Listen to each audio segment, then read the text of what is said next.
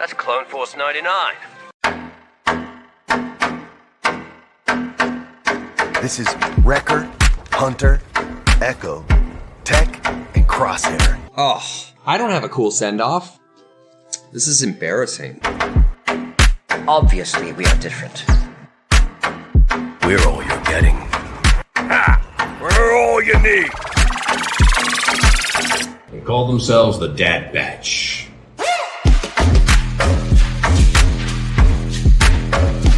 Experimental Unit Clone Force 99. The defective clones with desirable mutations. This is one meeting I don't want to miss.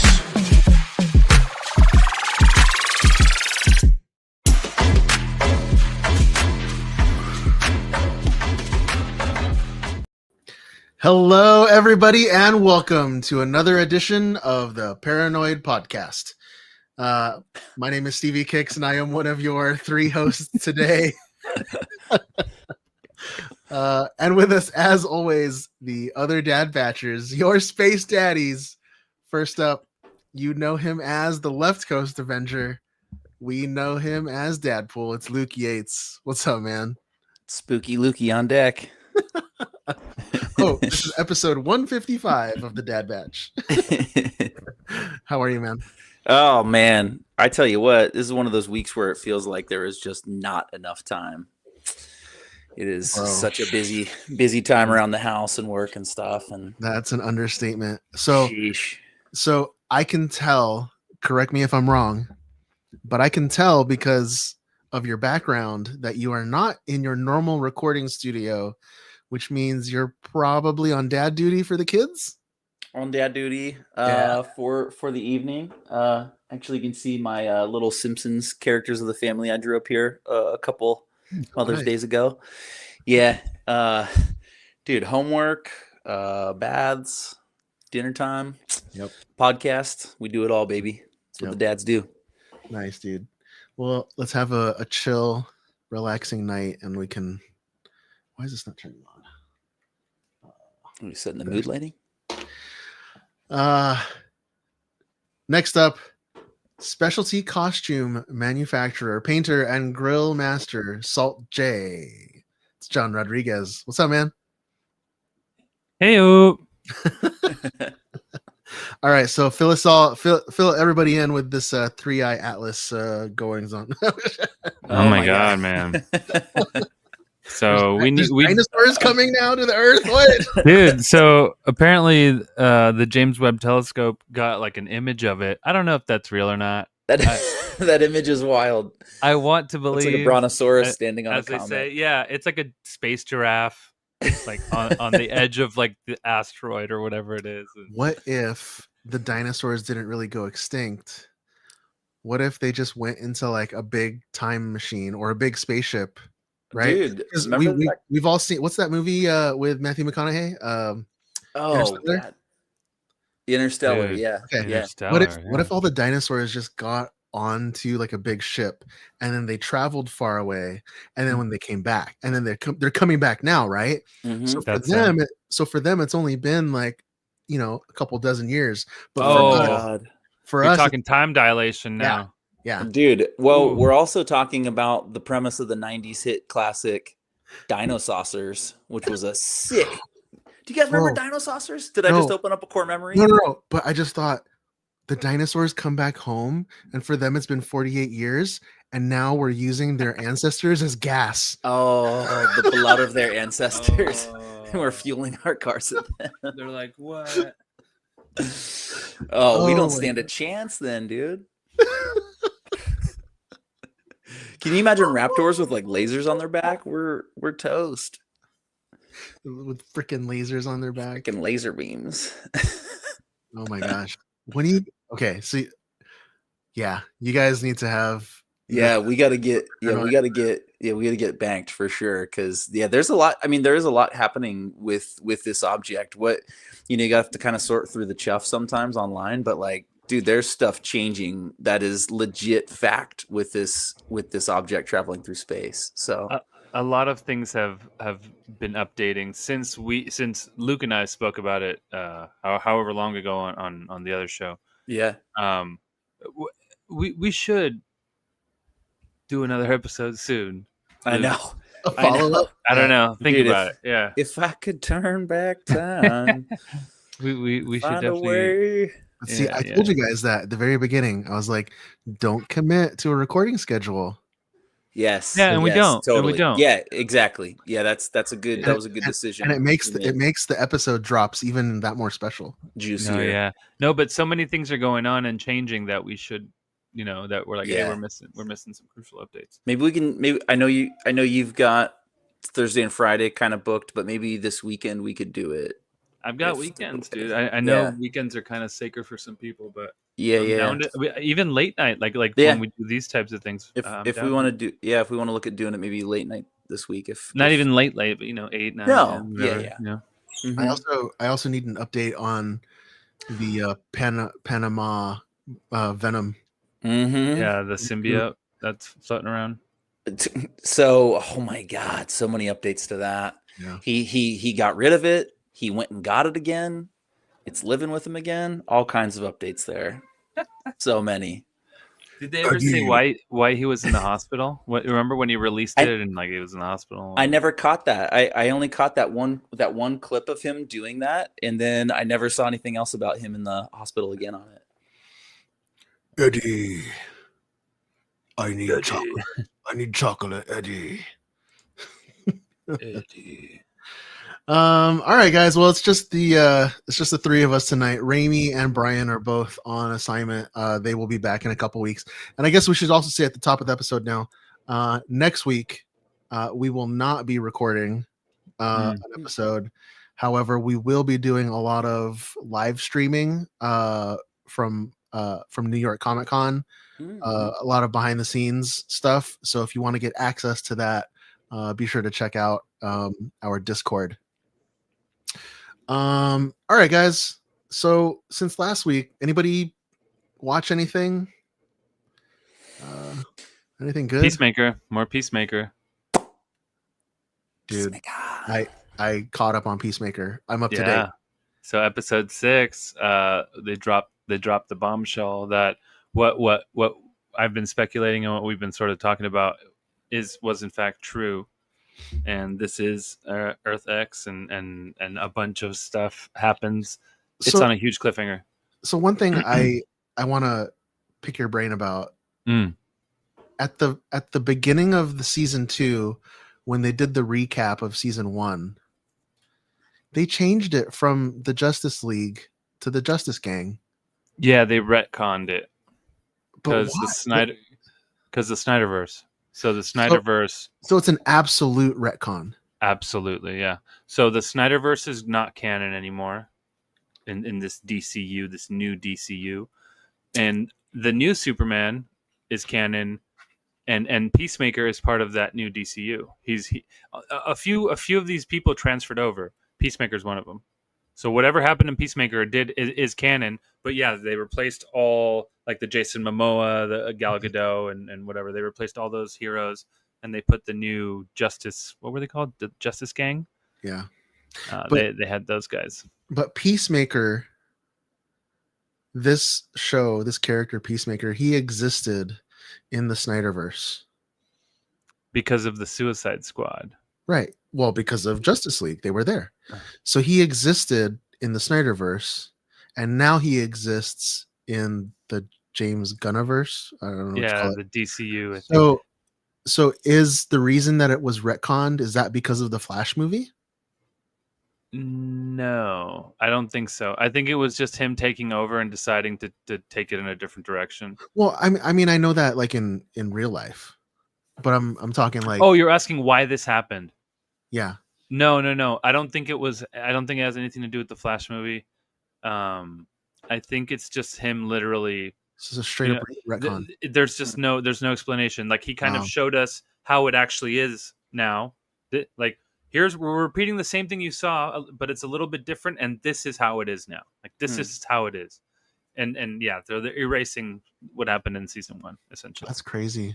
which is nuts. Yeah, I mean, that would have been, it would have been cool to explain it, like, if they found a way to Flash. a clever way to explain it. Yeah, if 'cause remember George Clooney came back Yeah. at the end of There's- Flash, and then But that's all in the trash now. yeah, you Like know? like if that storyline he somehow ruined that universe or ripped a fabric of time and space in that universe, and that's what reset it. Have you been watching Luke? The new? No, the I season haven't. 2? I will Well- start watching. It's busy. It sounds like you have because you're pretty much Well, I dead on watched the nose. season 1. I watched Yeah. season 1. Yeah. Season 1 is good, but season 2 they're messing with interdimensional portals and stuff, and moving them from place to place where it creates a disturbance. And Oh, Oh, whatever. okay. but John, remember I was saying on the pod like a few weeks ago that the villain for Green Lantern leaked, and it's that dude from the Black Lanterns. Mm. But his character specifically deals with like the whole multiple universes thing, and in that storyline in the comics there was 2 Supermen. Hmm. Oh shoot! So maybe that's what James Gunn, like, if James Gunn goes Well- down that route, that is like Well, hold on. insane. Theoretically speaking, in this Earth X, there's a bunch of, basically evil versions of the whole Justice League gang. Yeah. Yeah. So there's a Superman, there's a Batman, there's a Wonder Woman, there's an Aquaman. I think there's an Aquaman. I'm not sure. I don't know much about this comic or this timeline or anything about it. I just know Yeah. that it exists. So wherever, I mean, theoretically, David Corn Sweat. I found out it's Corn Sweat. Corn sweat.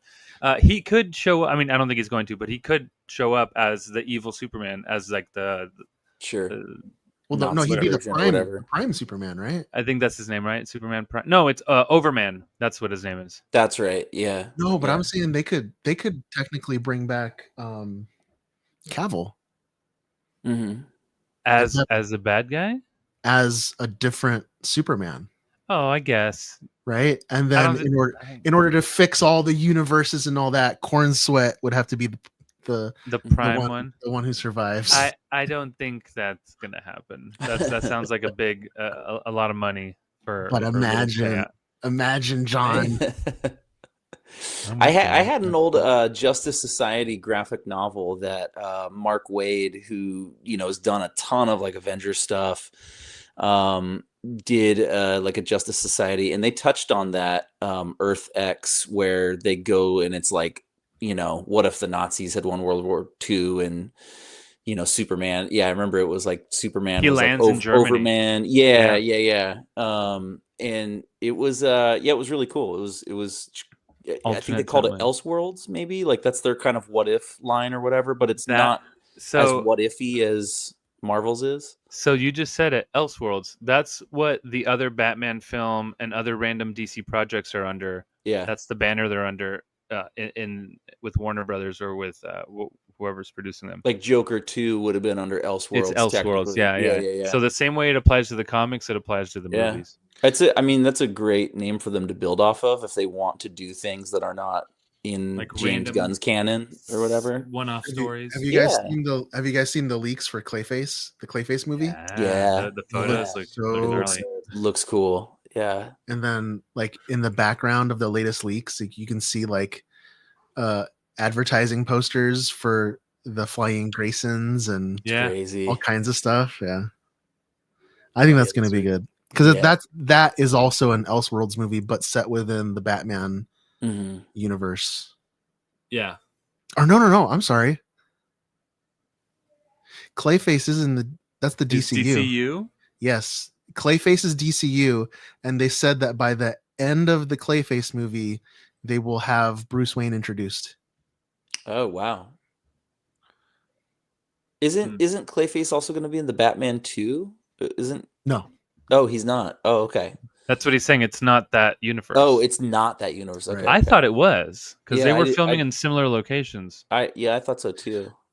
maybe they're gonna combine it. Who knows? Tie it together. What the Yeah. hell? They should. That's Yeah. weird. I liked him as Batman too. I thought he was a Yeah, he's great. good Bat and Bruce Wayne. Pattinson. Yeah. Mm-hmm. Mm-hmm. Pattinson. Anybody else watch anything? Luke, you watch anything this week? Some Marvel zombies, baby. Ooh. some festive October mood kind of stuff. Dude, October 1st. You guys did all your Halloween stuff ready? Are you guys done? No, dude, it's been No. raining this week like a bunch, like really really hard torrential downpour rain too. It kind of hampered we were gonna hit it after school today, and the rain kind of stuck around, so we're postponed until rain. We started Halloween decoration. The kids just put up like purple lights all over the front. Like our house is just like a purple like landing strip for Yeah. it's just a big purple house. But the kids are super stoked. We're turning our house into a haunted Pokemon center. Oh, sweet. And instead of giving out candy, we're giving out Pokemon packs. Yeah. And I'm yeah, telling that at a drive-by. the kids are making like all these like they've been drawing and coloring all these signs like Poke Center and Happy Pokeween, and they're so awesome. into it. Yeah. That's great. That's great. We did that last year at Costco. They had these Halloween Pokemon packs, Yeah. like in big bags or whatever, and we had done those alongside a candy bowl just in case any kids have any allergies or aversions to candy. So Yep. those are cool too. They're like cool little. It's like 4 or 5 cards in a little pack. It's kind of like a mini deck of cards. Those are dope. Cool. What about you, John? You guys do getting any Halloween stuff ready? We did a little decorating. Yeah, we live in a sort of like a 6 condo property, I guess. So we don't have a house, so it's not like a big house. It's a shared condo. It's like space. old Hollywood. Like, like old Hollywood, cool. they have those like shared courtyards. It's with, like a multiple communal courtyard. Yeah. Ooh, that's cool. But Daisy kind of takes over. She runs in there, and no one comes out. It's kind of her yard. Whatever. But we hung up like webbing and stuff on because it's stucco outside. So we like just stuck on webbing and pulled it down, and it's like all long. And we have a little light at the door, the light outside the door. We always make that orange, so we just put the orange bulb in. Now it's orange, and so at night it's nice. orange. And we need to put lights up. We have lights like you, Steven. They're sort of like purple and orange, and they go on the little tree on the other side. So we'll do that later. We just haven't had a chance. Yeah, that's it. Yeah, we definitely need to talk Marvel Zombies. So maybe we can do that. Maybe we'll do that later. A little later. I didn't really. Yeah, how about you? I mean, You see other anything? than Peacemaker and Zombies, I don't think I had time to watch anything else. Did you get to the theater at all, or make it out to see anything? The wife played hooky the other day, and we were gonna go watch Conjuring, but we got caught up on the stuff that's on the workbench, and time just escaped. So yeah, I do want to talk workbench later on though, about that stuff. Yeah. Although this weekend I did make time to go visit LA Comic Con, and John was there, and Kiefer was there, and Raimi was there, and a bunch of our listeners made it out, and dude, it was fun. Spill the beans, man. So it was cool. Yeah. So okay, Jason and I, we were really like getting deep in the weeds talking about this after our convention on Saturday, and we were just saying how like LA Comic Con, I'm sorry, the LA Convention Center, not necessarily LA Comic Con, but the LA Convention Center, it just didn't feel big. The presence was different this year. What, didn't they expand? Like they opened up a whole different area that they don't usually open up, so it didn't feel as like there were that many people there. Like because everyone was more spread out. I mean, like Luke, the famous like LA Convention Center lobby where everyone like congregates to have their photos taken. I've sadly only seen it online. I've never been. Right. Yeah. Well, that's what I mean. It was never full. Normally it's like shoulder to shoulder with They usually it take always a looks, picture. it always looks packed. Yeah, There's always a picture from up on top of the escalators where you Mhm. see just a sea of sea people, of people. Yeah. and that didn't at least it didn't feel like that was there this Wow. year. I might be wrong, but Did you guys hear like attendance was down or? Well, okay, and John, so here's how I know that attendance was down. Here's how I know attendance had to have been down. Because the first thing that LA Comic Con posted afterwards was look how good our attendance was, and they started listing all like the statistics and the numbers of it. And I was like, wow, talk about like trying to overcompensate. yeah, right off the maybe. bat. So Interesting. but you know what? Like any other convention, it's not really about the convention itself. It's about the people. Mhm. And so like I just had fun hanging out with everybody there and Nice. seeing everyone at the panel, and yeah, that was cool. Did you guys get any faves from the con, like workbench wise? Any like standout costumes or props that you saw that were something that that stood out for the crew?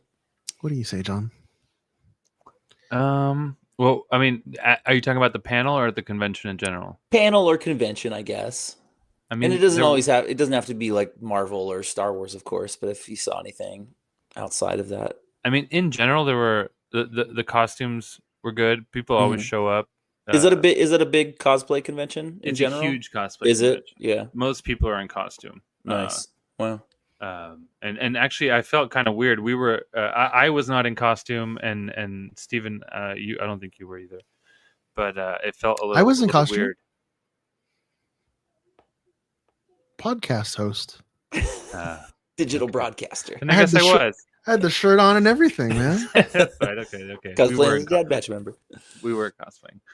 No, but no, yeah. I mean, it is a huge cosplay convention. A lot of people go, and that's the thing. That lobby is super important because that's where all the cosplay people congregate. That's the photos are there. Oh, that's right. That's where they do the big group photos for which all the I think groups and stuff. Yeah. Yeah, I think it was a success anyway because it was a huge photo, but it didn't feel as full because usually you're like, hey, running into everyone, and we ran into like a few people when we went on our way to our panel, and it just didn't like Steven said, it just didn't feel the same. You just can't make us happy, right? It's either it's too crowded or it's not crowded enough. I was gonna say, yeah. Every time it's crowded, people are like, "Oh, it's too." They need to set limits on the amount of people that can come in, and then when they finally expand and we're like, "Damn, it's not busy enough. There's not enough people." Yeah, we need to make up our minds. That's so good. Let's see here.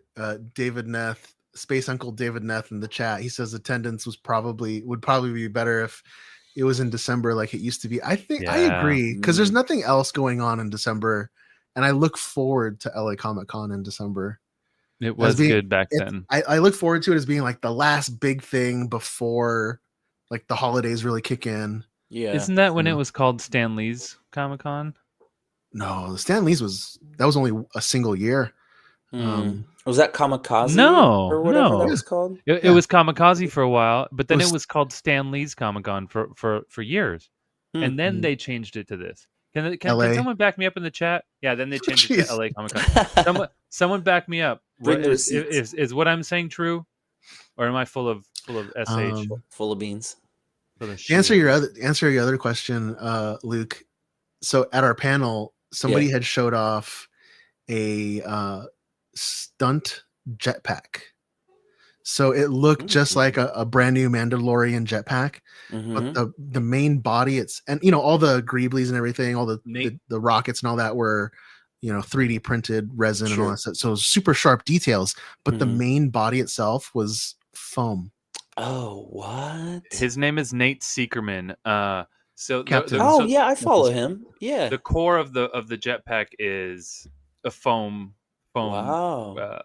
Like almost squishy, not quite squishy, but stunt material. And like Steven said, the toppings are all resin or whatever printed, and it's dope and it's light. Is it that kind of rubber foam like my Deadpool like Elfette pieces are made out of? You know how like no, are that kind of rubbery, squishy. It's like expanding foam, and it's not quite as squishy. It feels very solid. It's kind of rigid, but it's light. Wow. Very light kinda weird. for I think he and said durable. 1.6 pounds was the whole pack. Oh, what?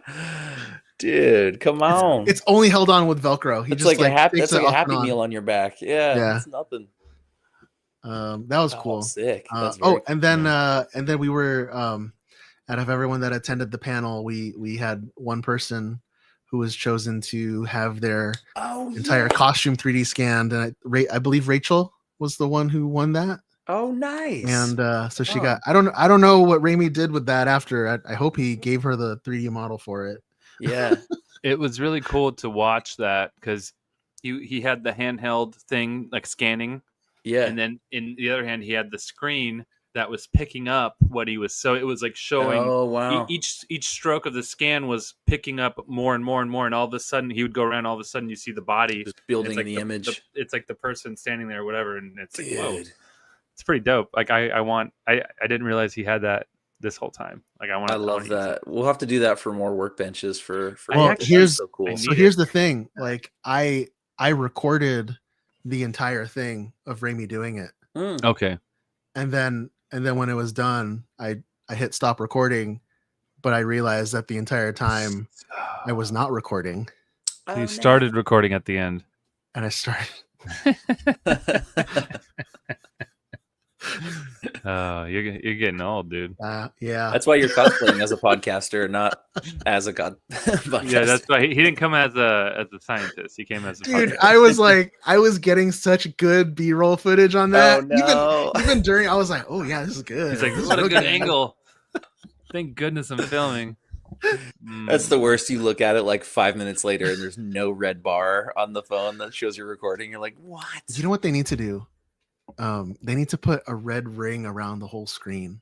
Yeah, That's like recording. a square border that Yeah. Like a like on line the border air around sign, it. Yeah. Ooh, On on the air. air would be cool. you know. Because cool. you know us old guys, we We can't tell what is this thing on? this? Is this thing recording? oh my gosh. Imagine Brian.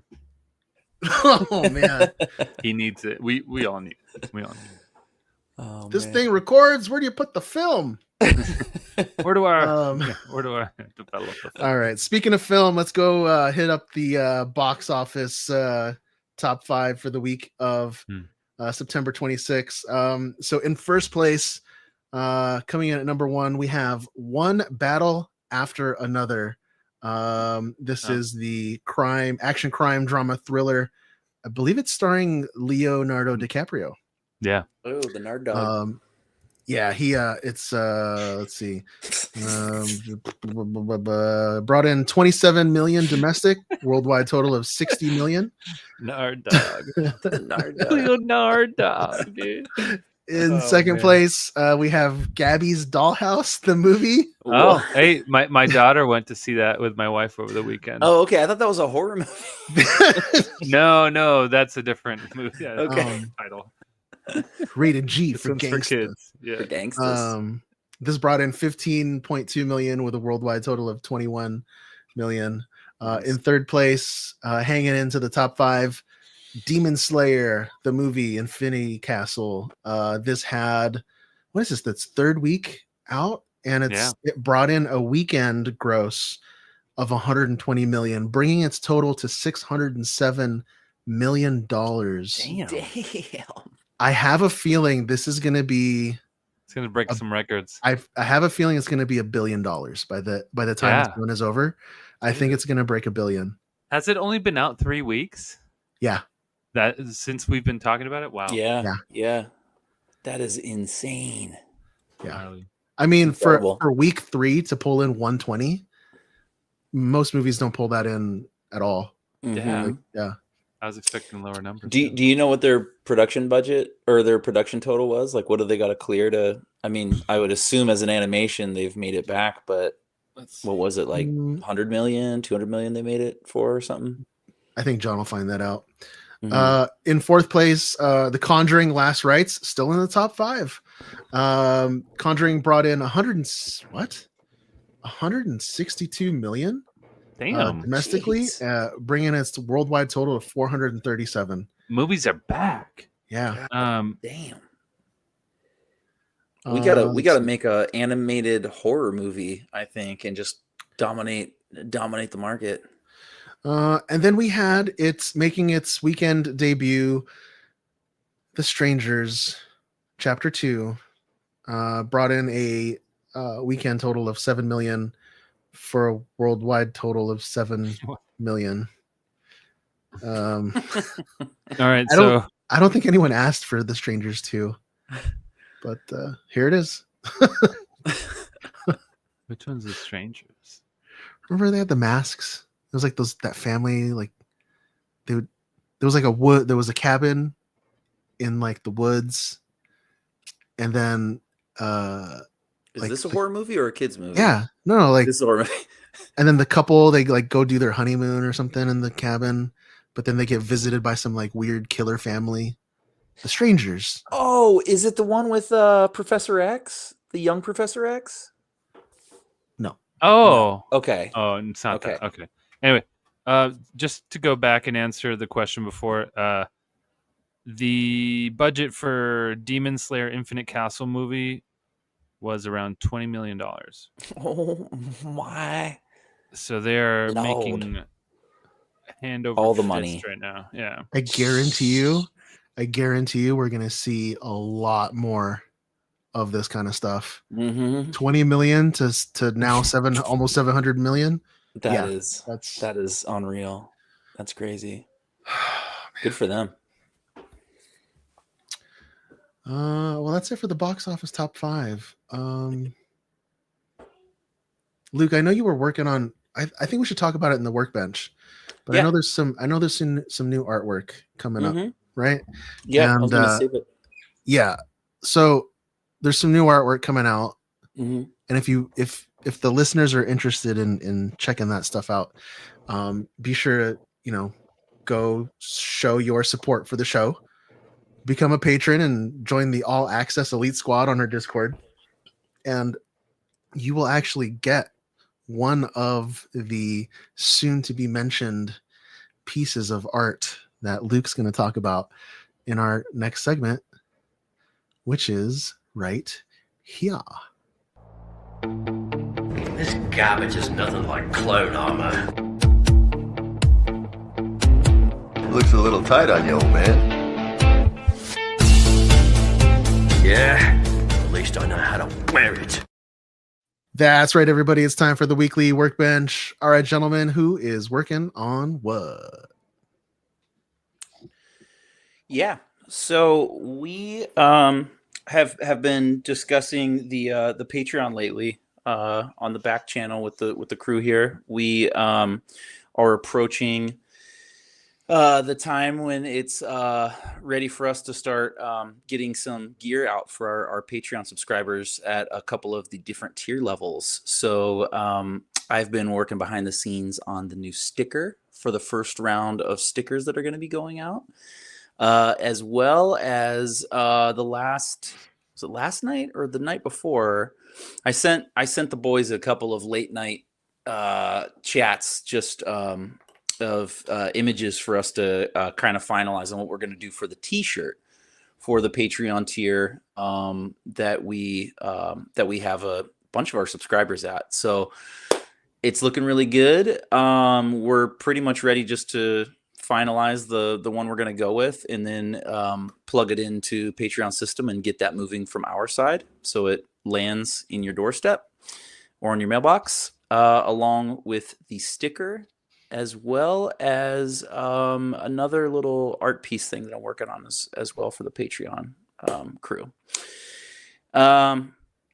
A lot of digital artwork this week again. I didn't get too involved in my Magneto. I didn't really have much time to dive in on physical props this week. So a lot of it was time I carved out later in the evening to work on this Patreon stuff. So yeah, it's really exciting. I'm super excited for all of our subscribers to see it. I hope you guys love what we come up with. And it's cool. There's some humor to one of the pieces too.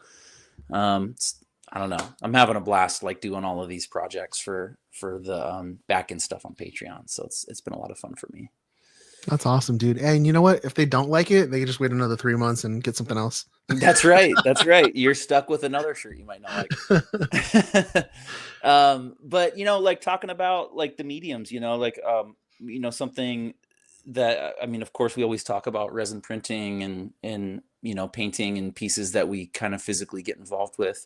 But for me, like when I work on like the digital art side, and it's nothing spectacular, but as far as like the programs that I find myself falling in and out of as I'm working on these pieces, Illustrator is kind of always the baseline, kind of moral compass for me for putting something together, finalizing it.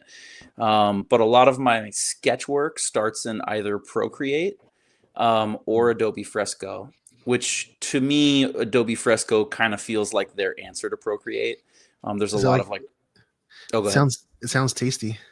It does sound, I always get a little hankering for some like pico de gallo when I'm playing on Fresco.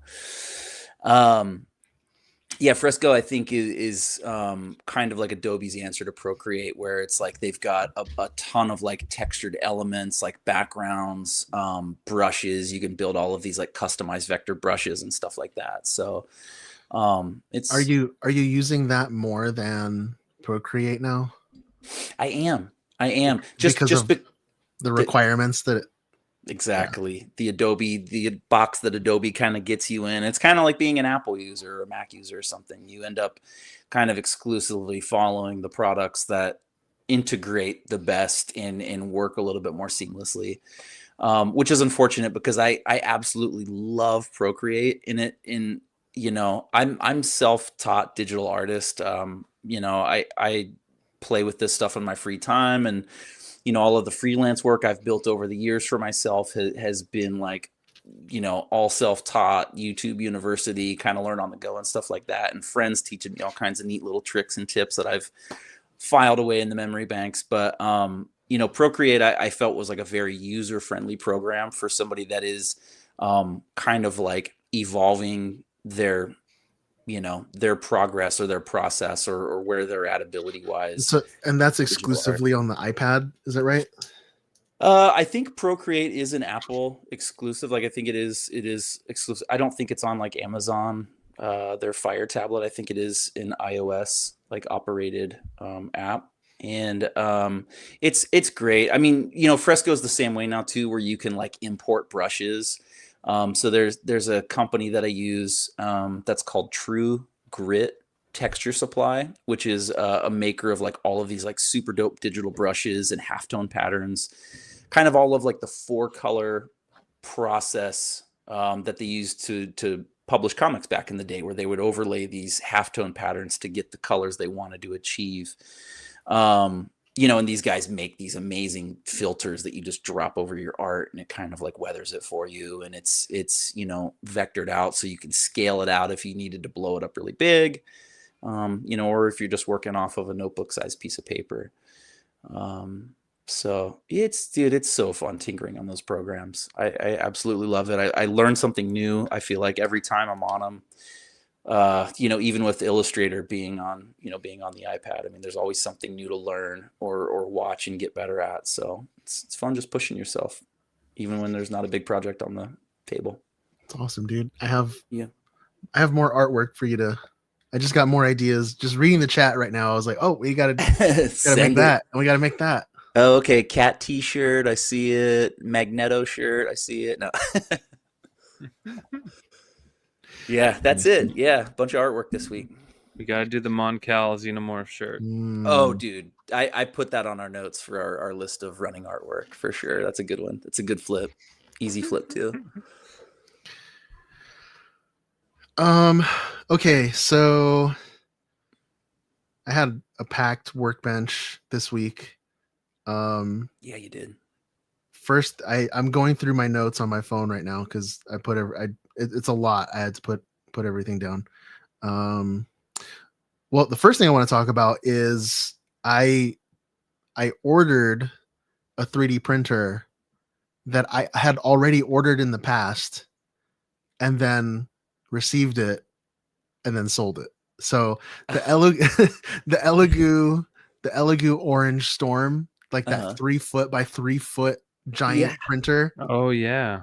So I had pre-ordered it like, gosh, I think like over a year ago, or a year and a half ago. And then I waited for that Kickstarter to go. And then when it was delivered to my house, the printer itself came on 2 pallets. And I put those pictures up somewhere. And I was just like, this is insane.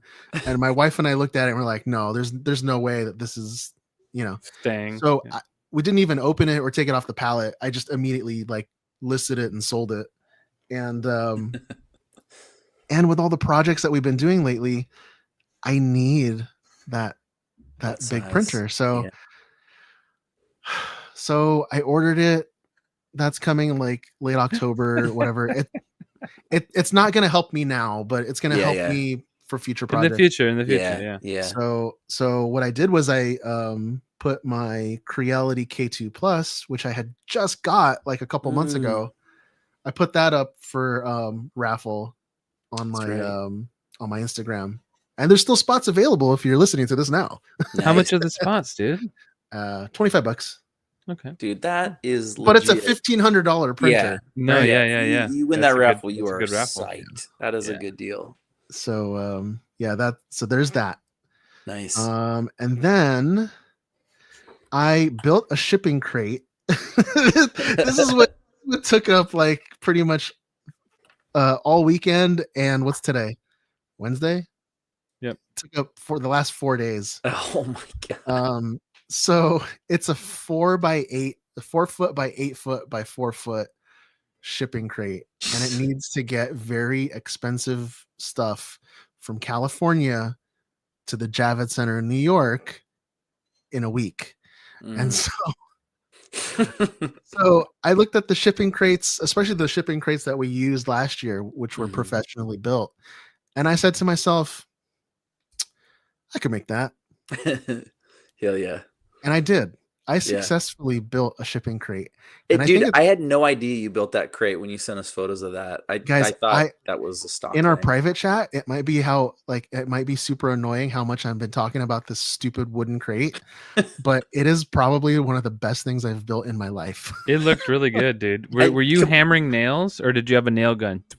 You screwed it together. So I had the nail gun. Yeah. Oh, thank God. And then I also used like three different lengths of a special type of screw that even has like the Torx head on it and stuff. Yeah. It's professional. Like if It's you look good. at it, when you guys see it next week, you're gonna be like, whoa. Yeah. This is Look at that nice crate. Check this crate out. Isn't this great? Oh God. Dude, that is insane. I can't believe you built that thing from scratch. While I was shopping for the supplies for the crate, I found out that my local hardware store, so it's not a big box hardware store, it's a smaller one. It used to be Ace Hardware, but now it's called Do It Best. So I don't know if those exist other places in the country, but they just signed a contract with Montana Spray Paints. And so when you walk into this like little mom and pop hardware store, the first thing you see is boom, 4 glass cases of like the full palette, the full range of Montana Spray Paints. Damn. And I spent too much money buying all the different paints. Like they have a rust paint that when it dries, it actually has flakes and stuff, like a texture, like a physical texture of rust, like pitted metal. I don't know how they do it. It's crazy. Yeah. And then John, they had a chrome paint there that is specifically made for making mirrors. So what you do is you use this special chrome mirror paint and you spray it on glass. And so the top coat of it that you would normally see if you spray paint something, it's like a dull silver. But then if you flip it over, the part that's touching the glass, it goes through. Yeah. It's an actual mirror. What? I don't know what kind of wizardry and magic they put in this Wow. can, but it's insane. Wow. Gotta check it out. Yeah. And then Montana has their own line of 2K spray paints now, which were only like $20 a bottle. So I stocked up on those. I'm just like super stoked about that. Yeah, that's huge. That's awesome. Yeah. Let's see what else was on my workbench. Mutual friend of ours who works in the entertainment industry hit me up for a commission on 2 helmets. Oh, So I'll be showing those off once they're delivered and the person gifts it to who they're going to give it to. Cool. I'll show those off. Let's see. I finished all the. Did that crate? I tell you that crate. that crate was great. Haunting him. If you're on our Discord, you can see all the pictures of it on the Workbench channel.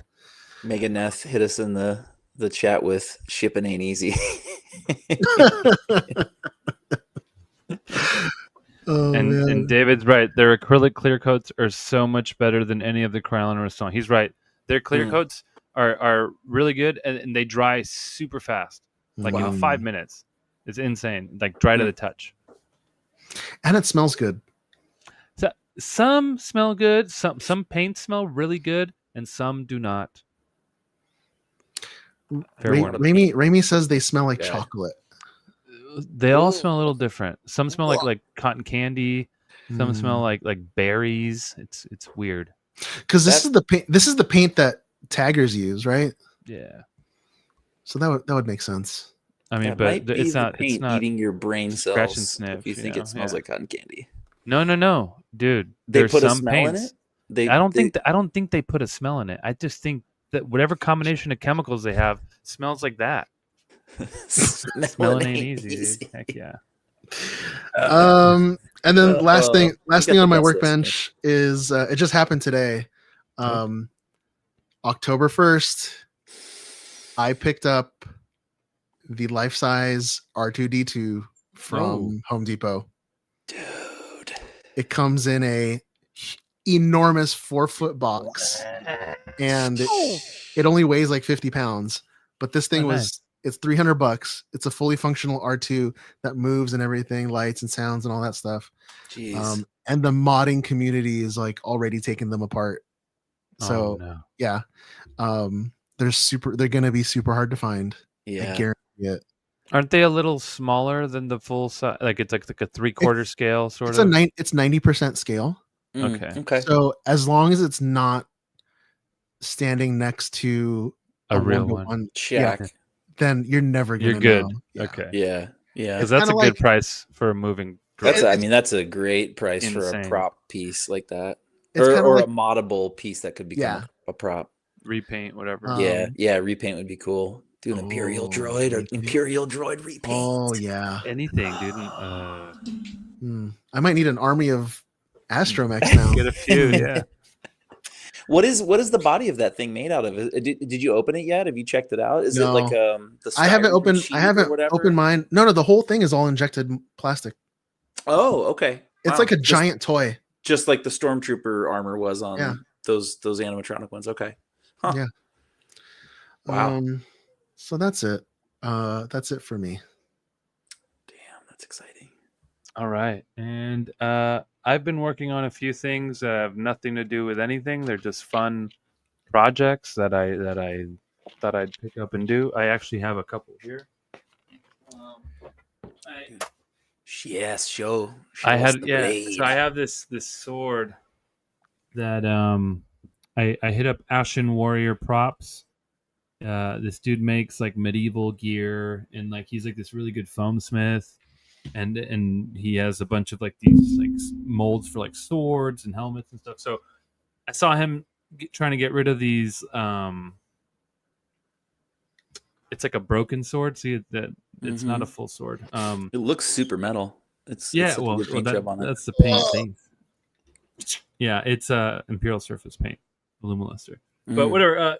So he was selling this for super cheap. I'm like, oh, I'll take it. I want to paint that, and it was so cool. So I'm thinking of getting a full sword next, another one to paint. Oh, and so we were asking about this, like, where is this sword from? Where have I seen it? So it turns out this sword is from Dark Souls 2. It's not from Lord of the Rings and what other folks were thinking. Okay. But the sword from Dark Souls 2 is based off a historic longsword. So it's just the long sword. But whatever, yeah, it's super fun. It was super fun to paint, and I want to do more. I want to do more like weapons like this, like medieval weapons and stuff. Do you find yourself talking like differently with like holding it? Like if I was holding that the whole time, I'd be like, forged in the iron belly of the underworld comes a blade so powerful, Still as cold He's as a using winter night. using it to like cut meat in the kitchen. Yeah. Yeah, my wife walks in, she's like, what are you saying? And I'm like, What do you do? don't No, bother the cold There cutting. can only that's be happening." one.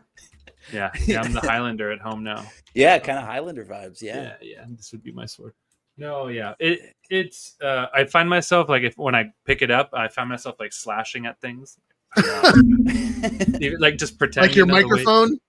the way I just smashed my microphone. Yeah. Slashing mics, getting likes. So whatever, yeah, that's been fun. It was a quick paint up and super fun, easy. I like and that. I also got this thing printed. I got this xenomorph Nice. head The baby. skull. It's a skull. Yeah, we're gonna call it the baby. It's not tiny. No, it's not. It's not that tiny. It's a pretty, but I think it's closer to like a 3/4 scale if we were gonna like size it up. Or like you guys said, the baby. It's a baby. It's an adolescent. That thing xenomorph. is so cool. It does look dope though. Now that I have like a base coat on it, I Yeah. need to get a little more underneath and stuff. But I got most of it because it's hard to like hold on to this thing and paint it because I don't have anywhere to hang it from and Yeah. whatever. So it's been a bit of a challenge. But I painted like half holding it and then I suspended it on some things to let it dry and then I painted the other half and I just have a few underparts to do. But I was gonna do some dirty down next and try to get the crevices a little darker and spray and wipe type thing and blotch and whatever. Nice. And Are you going with that kind of like bony gray color? Like, is that going to be where like the base color? This kinda color, on it? Yeah. So this Nice. is the it looks a little dark here, but it's a putty. It's like a putty color. Oh, So cool. it is grayish, but it's also sort of creamy, like a Kinda light creamy, skin, bony sort of color. bony. Yeah. I put it up in our private chat, and a couple people said it looked fine. So I was like, all right, Nice. cool. We'll roll with Yeah. it. I'm just using what I have. I don't want to have to buy anything. Oh, And I'm yeah. out of Montana caps, so I'm using Krylon and stuff. Nice. Or Dude, that's sorry, Rust-Oleum. That's But it's dope. Yeah, nice. it's again, it's not full size, but it is dope, and it might be easier to display on a wall or something instead of being a full size. For sure. Xenomorph. So we'll see. So bony. It is bony. Tick tick tick. Bone thugs. Yeah. Dude. And that I want to mouth is paint crazy. the mouth is cool. It doesn't open. It's solid. Yeah. But I do want to do the metal teeth with Oh a yeah. Lumiluster.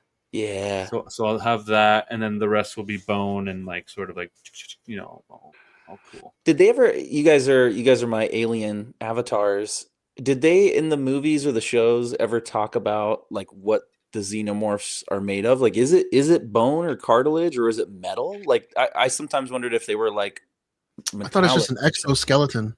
It's like a biomechanical, not mechanical, I guess, but bioorganic or something like that. Where it's bioorganic. Yeah, cartilagey, it's an metal-y. exoskeleton. The Okay. skeleton's on the outside, I guess. Yeah. I gathered that, but I just wondered if they ever like said what the material, because it spits acid. I was like, man, maybe the body's metallic, so it holds the acid in, like it doesn't burn through their bone skeleton. I don't know. That's a deeper conversation, I guess. Yeah, I'm not sure about the Origins anatomy of Xeno or what makes them tick, but it would maybe be a cool season two. conversation to dive Season into. 2, Yeah. maybe. Yeah. What else? They have a metal like exoskeleton. Oh, there you go. So their bones, That's why which the would make teeth are- which would make sense. That's why their teeth look like metal. Yeah. Okay. That's where they're slashing through things and Yeah. But yeah, that's it. I don't have much else. Costume wise, it's kind of in the air right now on one thing, and I have another thing ready. So, did we talk about what we're doing next week at all? Or Next week there's no pod because we're all going to be at New York Comic Con. Okay, so we did. Okay. So yeah. And then obviously in 2 weeks, when we come back from New York, we'll do a full debrief. But then our patrons on the Discord will be able to see the real time behind the scenes of everything going on there. Yeah. That'll be cool. That should be good. Yeah, that'll be good. All right. So that's that, I guess. Nice. Let's see here.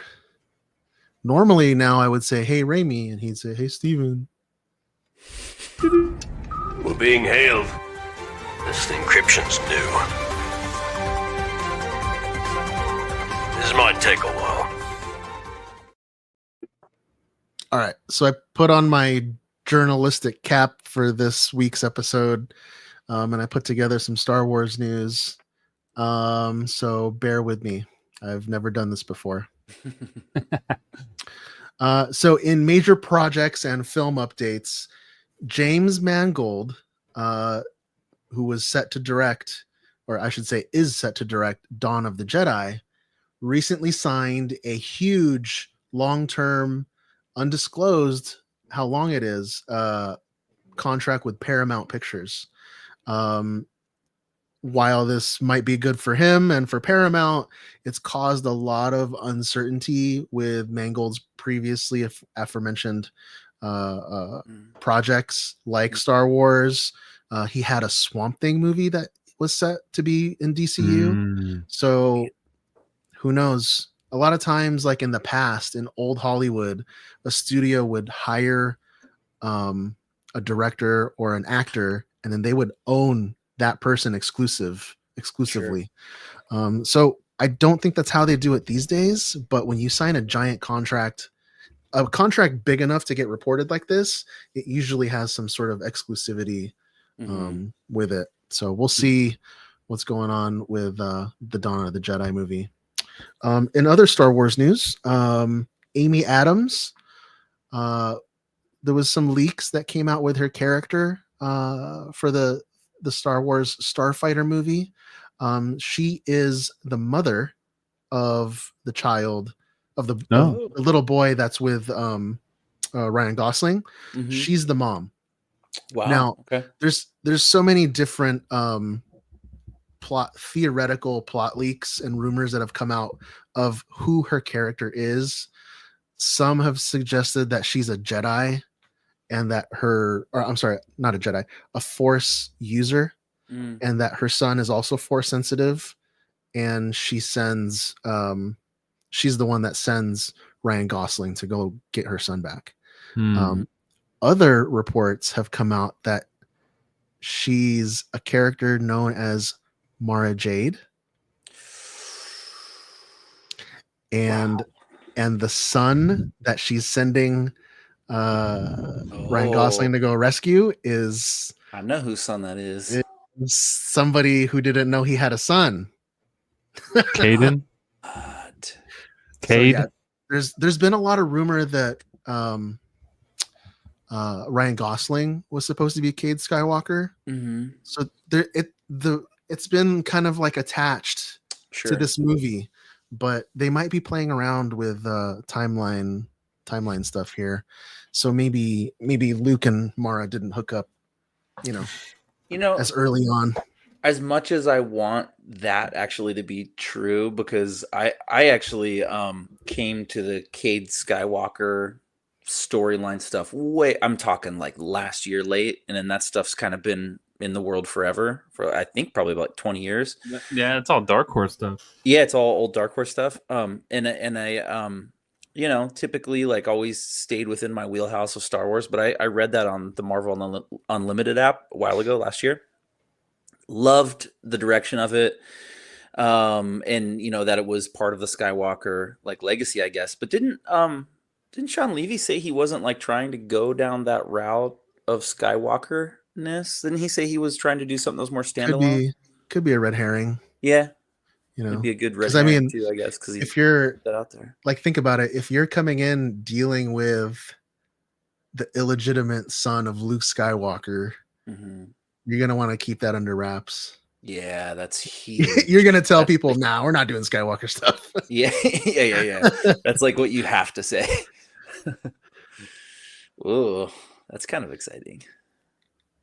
Her potentialness as a mama Jedi. Let's see. In Ahsoka season 2 news, Bryce Dallas Howard, who's worked on Mandalorian, Boba Fett, and Skeleton Crew, it was confirmed at a recent convention that she will be directing 2 episodes of the upcoming season, Ahsoka 2. And she described her episodes as beautiful, thrilling, adventurous, and romantic. What? I'm listening. So I don't know who's getting the romance in Ahsoka season 2, but I don't know. Ezra and Sabine? That's pretty good. Force babies. Not only. Pretty good. Let's see here. Star Wars Visions Volume 3 has an official launch date of October 29th. It'll include 9 shorts. 3 of them are going to continue stories from Volume 1 of Visions. And then I know we talked about the spinoff called The Ninth Jedi. That's still slated for next year, 2026.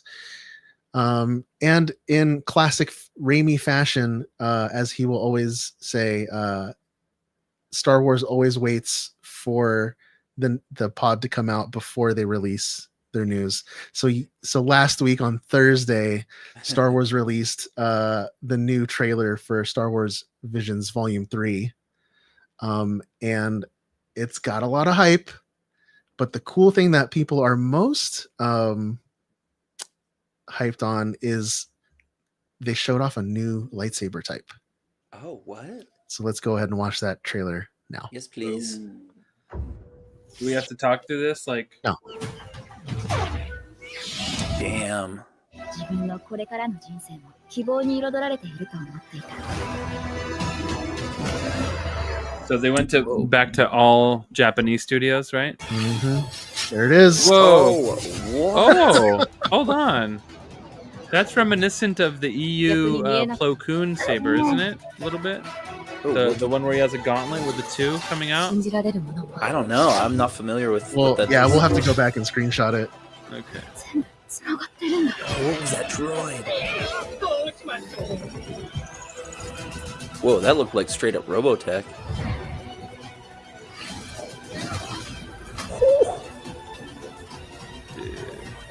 Oh. Did they just jump up out of the ice? Yeah, it looked like they climbed up out of the ice. Oh, wow. Filthy wax. Oh.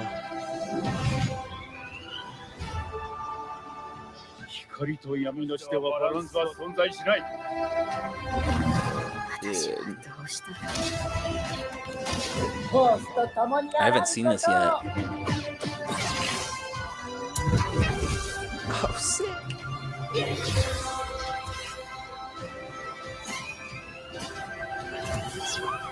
Dude. Oh, Star Wars Robotech. dude. Rad. Wow. I'm in. Yeah. I'm in. Yep. Okay, I gotta say, Star Wars Volume 3 or Visions Volume 3, I'm more hyped about this than I was for Volume 2. Mhm. And just by the looks of this trailer, because they showed all the various 9 pieces, Mm-hmm. I feel like maybe they like the overall direction for season 3 was like, okay, here's what worked for season 1, here's what didn't work for season 2. Mhm. Let's stick with the stuff that works. Yeah. Well, okay. So speaking of, dude, look at that. It's like a So- gauntlet. So she's Yeah. a Togruta, right? No, she's a Twi'lek. No, Twi'lek? it's a Togruta. It's a Twi'lek. Yeah, it's a Twi'lek. You're right. Okay. Let me find the. At first, I thought this was like the Umbrella lightsaber, but then it opens up, and let me see if I can get a good shot of it. It like opens up because it's like out of her arm, and then a Yeah. bunch of these tiny little lightsabers pop out. But isn't that like it's sort of like the umbrella one we saw from season 1 a little bit? Or is that I don't know. This looks so different, in Okay, my look. opinion. So I have an image of Plo Koon with his weird double saber. Oh, from the concept, right? No, yeah, it was like a gauntlet, and it has these two blades Mhm. coming out. I think there's a toy too. I think I want to say that was maybe a Tartakovsky design. Oh, it might have been actually. You might be right. Dude. Yeah. Yeah. I But very don't cool. know if this is lightsaber umbrella or it's just like lightsaber prosthetic. I don't know. It's cool. Oh yeah, and wait, she doesn't have a hand. So it replaced her. So it's like Echo. Dude, But that it's- thing is yeah. wild. But it's 20 sabers, yeah. And look at the cyber person she's fighting too. Looks kind of crazy. Jedi His looking neck or robo dude. I don't know. I'm loving this. That saber's cool. There's a lot of details. Look at that Wookiee with the Ewoks. There's a lot of stuff. These are going to be fun to watch. Yeah, look at that. You know what I want to do? We should do a review of these once a week when it comes out. Yeah, we could do that. Are they releasing them all at once?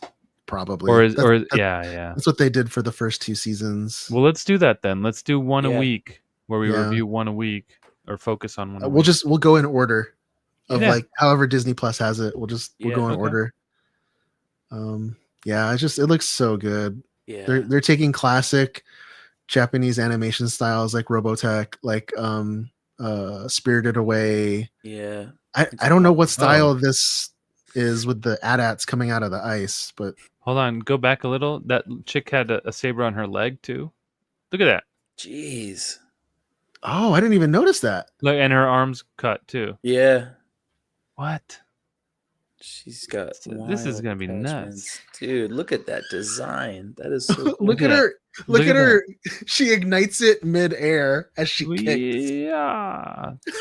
Dude. I mean, is it like a Darth Talon kind of thing? Like she's got Looks like it, a little kind bit. of the What the tats, heck? and But she's looks missing limbs. I wonder if but I wonder if it's like down the road or like a future story of her or something, like she old lady. No, but these Talon or are something weird. aren't these non-canon or like not? These are like adjacent. No, yeah, probably, but story-wise? it does kind of look like Darth Talon. I don't know, guys. I think she's kind of hot. Well, duh. Hey, I'm not complaining. Yeah. That's AT-ATs coming out of cool. the ice. That's Breaking out. Yeah, that is cool. I want to know how and why. Oh, Try look, not there to she is die. again. Is that her? With her arm? Yeah, you're No, right. or- She's all bandaged nice up. now. Oh yeah, and Well, look at because her. he's like a Sith too, isn't he? The main Ronin? Ronin dude. Yeah, he has a red saber. I think he did have a red saber. I don't remember if he was a good guy or bad guy. They though. do. They both do. Or maybe it's it's switched around because he was doing good things. Mm-hmm. I don't Yeah, know. Something's Yeah. up. something's up. I like how her tentacle Twi'lek hair things are up. Like, Oh, like in yeah, a they're bun? tied up. yeah, that's cool. Oh, that is cool. Never seen that. See, Yeah. look, that little droid would be a good repaint for that R2. Mm-hmm. All right. Yeah. That's going to be good. Awesome. Yeah, that's Awesome. nice. Let's see. Anything else for Star Wars news? There is one thing that I wanted to talk about.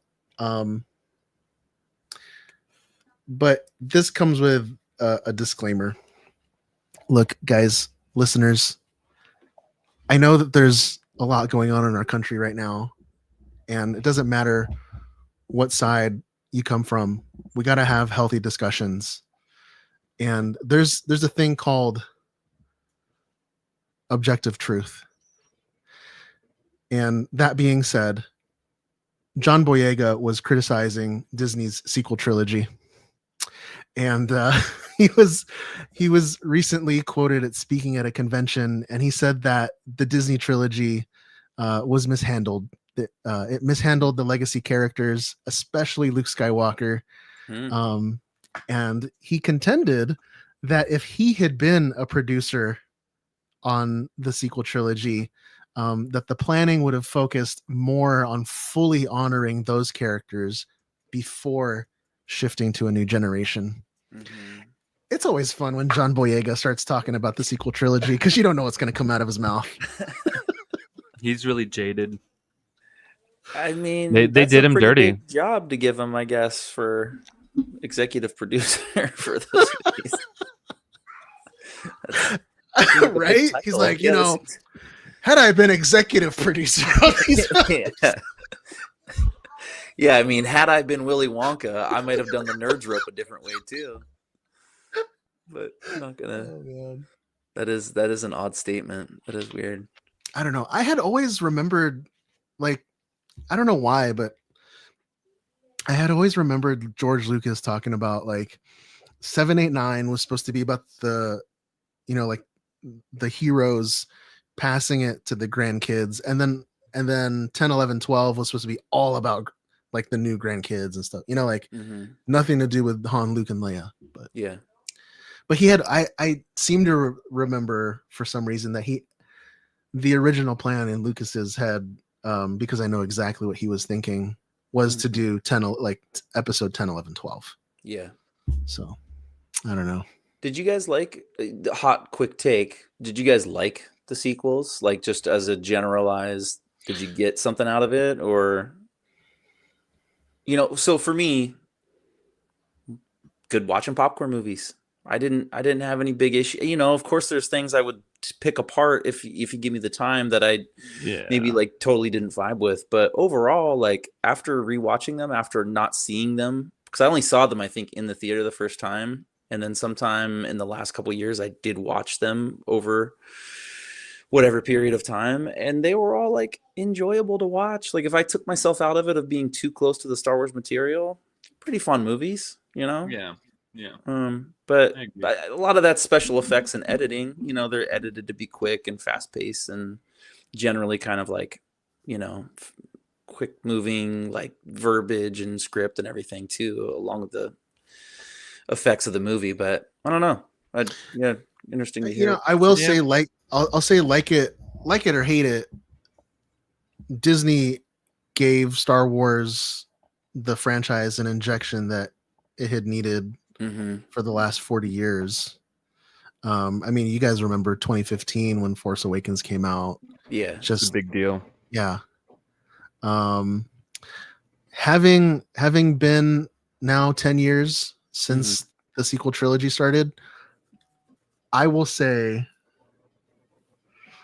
they are really good like looking at them as a movie, the three of them are really good movies. Like you said, like, but I don't necessarily, I can't say necessarily if they're good Star Wars movies. Yes, yeah, and I think that's where I'm at with it too, where they register as like they're made well, the story digests easy enough. Look at The Last Jedi. Yeah, like the Snoke's throne room with the red. That scene was unreal. It's like beautiful. The way they shot that, right? Yeah, yeah. But also one of the best scenes. Yeah, it's also has the whole scene's about Snoke. So yeah, like, yeah, and then just useless, you know, kind of. But I guess like at the end of the day, I'm glad we have them rather than not have them, you know, because of what you said, it kind of brought Star Wars, you know, back into the zeitgeist a little bit and getting more productions built off of the backs of that, I guess, in terms of like those made a ton of money, and so they greenlit other Star Wars stuff. But yeah. Interesting to hear what his thoughts are on that. Always, it's trippy. John, did you ever take Amy to see the Star Wars movies in the theater? Was she old enough? Probably no. She was born in 2019, so she would have seen. She would have only been able. Oh no! If she was born in 19, she couldn't have even seen Rise of Skywalker. No, she was not born yet. So yeah. I don't know. I feel like, when I was really heavy into trooping, dude, the amount of Rays, like little girls that I would see dressed up as Ray was it was insane. Yeah. For a few years, it was Ray nonstop. Ray, every version, lots of Rays. Ray was huge, which is great. That was good for kids to see that. Maybe we'll see. We'll see in 15, 20 years or so if it survives the test of time. Yeah. Yeah. I mean, because now in 2025, the prequel trilogies are regarded as like gold. Gospel when it comes to Star Wars. It's so weird because I remember people hating on them like religiously. Look at all of the good material that was built after the prequels, like the Clone Wars cartoon, to pad it up, stuff to build the lore of that. Think if we kick it off with Starfighter and that's really good, and then we build like another TV show off of this the sequel period, and maybe it informs those movies. And I know the Mandalorian's kind of slowly been teasing at some stuff that the First Order might be dealing with way down the road. But over time, in 20 years, if we have content that's built out that ends up polishing those up a little bit for everybody, they could be looked at differently through the lens of time, Stephen. Through the eye of time.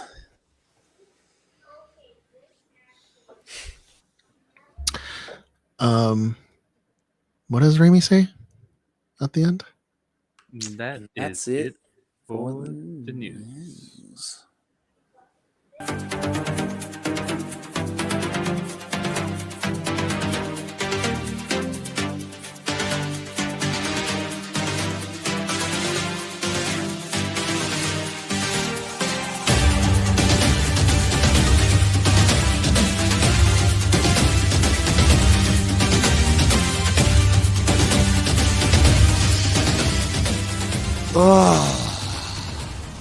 I'm touching myself tonight. I'll try to keep it quick. All right. Well, so I got to throw it in for Brian. You got it in. That's what she said. That's also what he said.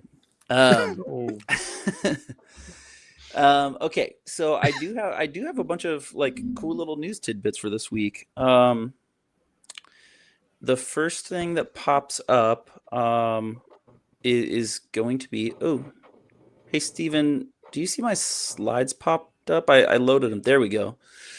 Okay, so a teeny bit of bad news out the gate, and then it'll get better as these stories unfold. So the first one was that Marvel moved the Blade movie off of the 2027 slot that they had for it, which was going to be part of Phase 6, with an indefinite postponing, which sounds like it just kind of might be on the chopping block of time, those very same sands of time. So yeah, not much info, but right now it seems like they're moving possibly just in a different direction, or maybe he'll be a supporting character that they can just, build off of from that. In other news, in really cool news, this was hot off the press as of like an hour and a half ago. So Marvel Rivals, the video game, added a little featurette that shows the abilities and some of the powers that are linked with Daredevil in the game. And I think we have a little clip that we can play that shows some of these said moves. So you're getting a series of abilities that come with this character, as well as it sounds like there's a couple of different skins that you're going to be able to unlock with DD here. Dope. And this is just a little minute-long gameplay featurette here. So this just shows him running around in the game proper. I love that design of the armor. Forgive me. Dude, it's sick. For what I am about to do. It looks like it's like Japanese inspired. I see yeah, you. totally. Yeah, so some of his abilities that he has is the Billy Club Face the dash. devil. the Sonic the Beast, the Righteous Cross, which I think we just saw there. The club combo, the ricochet throw, and then it looks like he has a combo power that you team up with another character to unleash it. What was the storyline too? It does look Japanese influenced, like this skin, but it also looks like what's the storyline that they're kind of teasing with Daredevil season 3, where he takes over Hell's Kitchen? I'm blanking on the name of that story arc. Isn't it was it Shadowlands? No. Shadowlands, that's what it was. Season 2. Yes. Season 2. Oh, season 2, yes. Yeah. It looks a little Shadowland kind of design with the horns and the mask. And a lot of people were like, why is Daredevil have all these powers? What's going on? This is not in the comics. And actually, it is in the comics, because there was I don't know if it was in the Shadowlands series or not, but there's a story where Daredevil gets possessed by a demon. Yeah. And he gets these crazy powers, right? That is in Shadowlands, yeah. Oh, yeah. Okay, there you go. Yeah, that's what I thought. Okay. Yeah, it's some of the... it's not Mephisto, is it? No, it's the hand. He takes over the hand, and then he I know, but he doesn't get possessed by Mephisto, right? No. It's just hand, like ninja magic. But I don't know about this game. I don't know about for the game. Is the demon called the Hand, or is the Hand just the group? The Hand is the group. I'm sure the demon has a name, but... I'm sorry. You're talking about, like, I don't remember what the demon in the comic, like, I don't know if they specifically tapped into that. Do you remember that, John? I thought it was just kind of magic that was, like, done through a ceremony that was given to him or something. Yeah. I don't know. I don't know. I don't want to comment because I don't know. And also, too, like, this is a video game. It's, of course, powers are going to be exaggerated to make the gameplay a little bit more exciting and dynamic and stuff. So, looks really cool, though. I have not touched on that game yet. Dude, I haven't played in a minute, but I might play again because I want to try this dude out. Pretty fun. Yeah. It is fun. Nice. I didn't know that Angela is in the game. Dude, so she's the second new character along with Daredevil. That's Thor and Loki's sister, apparently. Yeah. Another sister. Mm-hmm. Well, it was originally from... It was a Spawn character, right? Yeah. And then they sold her to Marvel, I think. Yeah. Oh, that's why. Yeah. I'm like, she looks so familiar, but I don't remember her from anything Marvel. Yeah, she was a Todd McFarlane character. That's what I thought. Yeah. And then they didn't really use her very much. I can't remember what the deal was with her coming over to Marvel, but yeah, she must... They introduced her. The rights got sold to Marvel or something. Yeah. Got it. Okay, so speaking of rivals, and just some comics news for the month of October, we have some really cool. It's like, oh, my slides are out of order. So we're getting some really cool Marvel Rivals character skin designs for the month of October on some key issues through the month of October. So up on the screen now for anybody that's watching along, you have the Imperial comic, which I know takes place with like the Kree and the Skrulls and all that stuff. But that design looks like Neon Genesis Evangelion, which is creepy to me. And I love the Spider-Gwen Dia de los Muertos design. That is cool too. Because she also looks like a candy corn. Mm-hmm. Oh, she does. Totally. Her dress is candy corn colored. Yeah, absolutely. So you got the Mortal Thor with Jeff the Shark, and then Namor the Submariner on the cover of the Black Cat. These are also going to be skins that are going to be able to be unlocked in the game through the month of October as well. Oh my god, I need the Jeff. The Jeff one's awesome. I want that costume for my dog. Dude, I love the behind shot too of his his tail. His little butt, yeah. Hey now. This is so funny. But you'll be able to get these comics with the variant covers and get a nice condition one and get that bad boy graded down the road, perhaps, at your local comic shop. So go find these. Retired. More comic news. I picked out a couple of favorites that are coming out actually as of today in comic shops, and then, again, these will be later on Marvel Digital. But we have Venom number 250 coming out. which is insane. With Al Ewing and Charles Soule. I almost said Patrick Ewing, which would have been pretty cool if he wrote that. Shout out to Reebok. But Venom 250 Null resurfaces, and we don't know what he's coming back for, but he's got Venom pinned on the cover there, so it's going to be. Oh, I didn't even see Venom there. Yeah. Spider-Man Noir number 1 is coming out with some of the hype building around the Nick Cage production that's coming down the road. Yeah. Fun fact about this Spider-Man Noir: this is written and variant covers done by Eric Larson, Spider-Man legend, artist, primarily, I think, known. I've always known him as an artist, but I know he's written a ton of Savage Dragon and did some stuff with Invincible with Robert Kirkman and stuff way back in the day. So, comics. Ooh, there we go. Comics legend Eric Larson for Spider-Man Noir. So that actually got me really excited to check this out because I love Eric Larson Spidey artwork. Sick. And then also this week, another number 1, Spirits of Violence, which is a little play on the Spirits of Vengeance storyline from Ghost Rider back in the day. Midnight Suns, what up?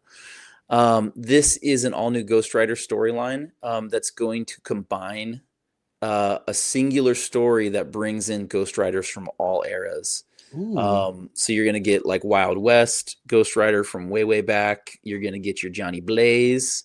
The new Deadpool Corps, 2026. New Deadpool Corps, Space Ghost Rider, as well. Cosmic Ghost Rider. Was it Deadpool Ghost Rider?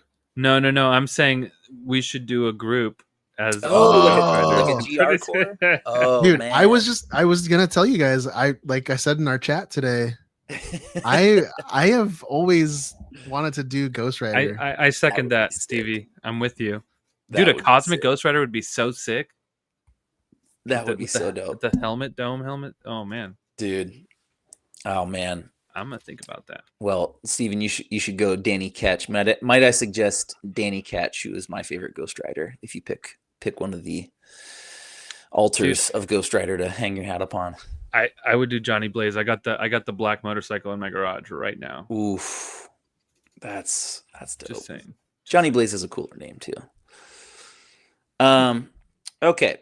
So, moving along to just a little riff on the digital comics talk. So, Marvel is now pairing with a digital comics platform. In addition to, there's Comixology out there that handles the other publishers. Marvel has Marvel Unlimited. There is also this platform called Global Comics. And that also houses DC, Dark Horse, Image, a bunch of independents, sans Marvel. Marvel went exclusive when they introduced the Marvel Unlimited app. And they were, doing that alongside Comixology until they went exclusive with their own Marvel app. So now they're branching back out. I guess maybe they're trying to make sure they're just not limiting their audience for somebody that's on Global Comics, but maybe doesn't download the Marvel app is what I would imagine is taking place here. Global Comics does seem to be, this was new to me because I pretty much just, when I find time to read a little comics, it's just on the Marvel app or, an old issue in my box or something. But Global Comics, like after I looked into it, after seeing this news story, they are kind of the new Comixology. It seems like there's a lot of hype and there's nice tech behind the platform. And it's really user-friendly and stuff too, like Comixology always was. But I think this is just kind of the next, iteration of digital comics platform. So Marvel joins GC. And then the last thing I have in my little world of news is not necessarily news. One might say it's a rumor. Wait, hold on. I'm dragging it out. And with Racco's rumors. Racco's rumors.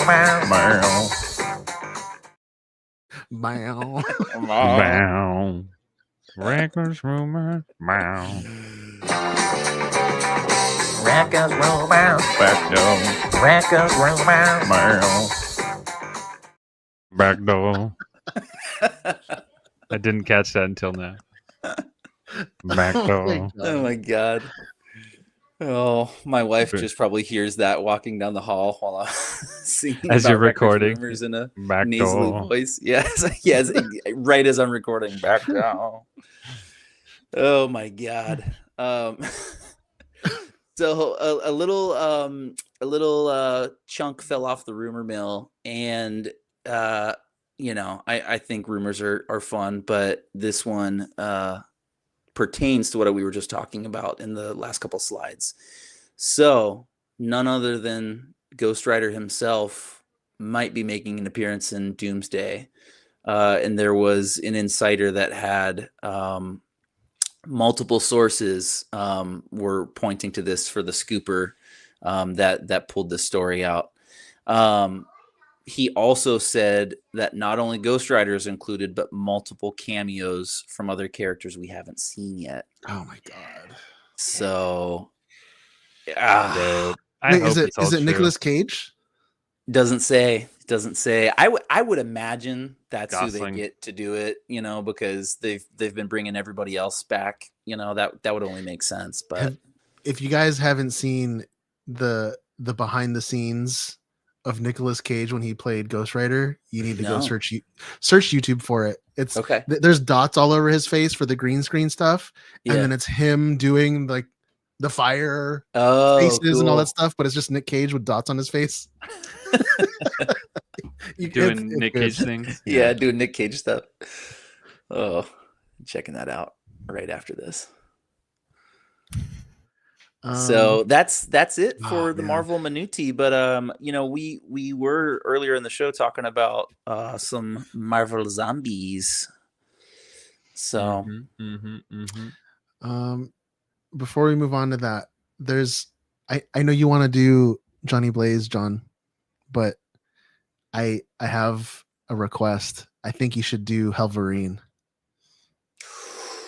What was that? with the Helverine? fire blades. Helverine. Do you have an image up we can look at? Yeah. Here, let me. Helverine. Is that the Fireblade? I think they just made a figure of him recently too. I think there's like a Mezco figure or something I that have came it. out. Well, I have this one that has the Fireblades, Oh yeah. but it's just Wolverine with. No, the I think there's Fireblades. one that has like a skull face, but it has the mask with fire coming out. Oh, what the? Oh, that's different than what I was thinking of too. I was not expecting that. Oh, maybe it's just because he's crouched weird. I don't see his whole body. Oh, is this when he goes to hell? Oh no, it's Wolverine and Ghost Rider. Yeah, that's what I'm saying. The Wolverine gets the powers of Ghost Rider. He becomes possessed with it, and What the hell? yeah, there's a whole comic miniseries for it.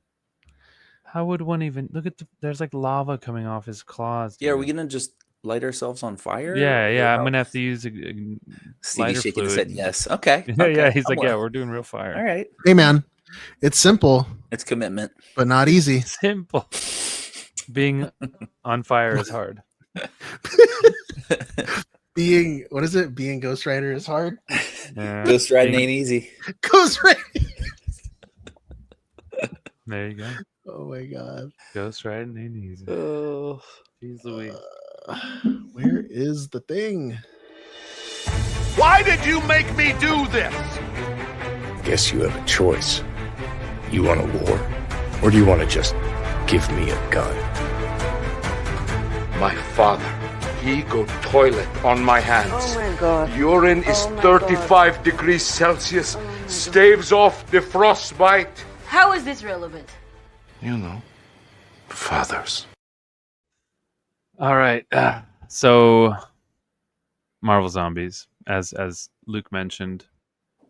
We're gonna skim through the 4 episodes. We're just gonna go through it quickly. So the spoiler warning for those that have not seen it yet. Spoiler alert. I repeat. Spoiler alert. Spoiler alert. I repeat.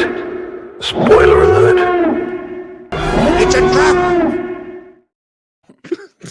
There's a little All right. extra on that one. All right. Yeah, that was nice. That was real nice. All right. So, all right. Marvel Zombies. one thing I didn't know about this series is that it is a direct sequel to the Marvel What If series that we saw recently.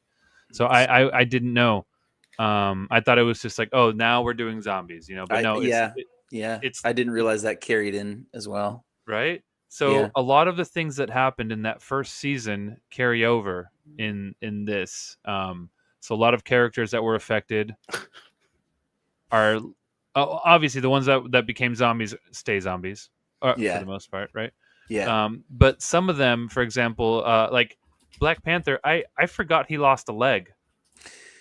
Which happens in the comic. They carry, you know, I know this has been completely different from the comics, how those unfolded, but in the comics, he lost his leg. Like he, you know, it shows he it had, right there. Yeah. Yeah. He had that same, you know, leg missing in the comics. So it's kind of interesting what they pick and choose from the comics. They went with it. Yeah. Yeah. They took that out. So, all right. So let's just skim through this real quick. So episode 1, we are in New York and we're with Riri Williams, Kamala Khan, and Kate Bishop, and they're basically going through the post-apocalyptic New York, and they're just, I guess, what are they looking for? They're looking for, I guess, a Quinjet goes down, and they look for that Quinjet. Yep. To find some tech, and then they have they're looking to, you know, get to like a place of refuge where they can contact the Kree. Oh, that's right. Remember, they have the device that the Quinjet that comes out of the Quinjet. Yeah. So there's this like beacon thing that's supposed to be that has been shrunken by Pym particles, and they're trying to find a place to activate this thing or whatever, get the signal out for help, because they think that the Nova Corps, or I guess apparently the Nova Corps, would be signaled and they would supposedly come and help. But it turns out, so the place they're looking for is called the Northern Institute. The Northern Institute, a lot of people might not know, this was the place that in Black Widow, where they send Black Widow's parents, Red Guardian and I think her name is Melina. Not Melina, I'm sorry. Is it Melina? The mother. The mother, yeah. So that's where they go to try to infiltrate when they're working for the KGB. They try to infiltrate the Northern Institute. So this is where they are now, where we find all the Black Widows and Alexei. And on the way there, while they're going, they see... I thought this was such an epic scene where we see Captain Marvel and Icarus from the Eternals fighting. And essentially...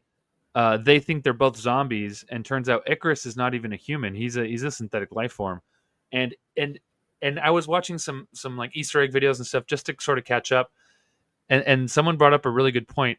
Icarus was the only hero keeping this outbreak on Earth, because Captain Marvel could have easily flown out to another planet, to another infected every galaxy, and just infected everything, you know. So and so he was doing this like you know, this work by himself, no complaints, just going, and they were fighting each other, and later Kamala gets picked up after Riri and Kate Bishop die in terrible ways, or at least we think they do. She gets picked up by someone who turns out to be Blade Knight, which is Blade, who after Mark Spector got taken by zombies, Khonshu went into Blade. Khonshu asked Blade to help, and Blade became Blade Knight, which was awesome. That was like one of the coolest. I loved the combo of the, you know, three girls kind of like starting out in the movie. It was like really lighthearted at first because it's these three and they're cracking jokes and it seems like everything's kind of going their way for a portion. Yeah. Until they kind of meet up with, you know, Blade, who's now, you know, under the god of Khonshu, like he's got this spirit in him, and then it just starts to the gas pedal on this doesn't stop after like that point, I feel like. Well, once Blade picks up Kamala, they go to the Northern Institute, they meet up with everyone, then all of a sudden the Horde shows up, and they're fighting the Horde, and you know, people are getting taken out left and right. It's It's really brutal. And you know, Black Widow's mom gets taken out. She kind of stays behind, helping them leave. And so I also another cool detail.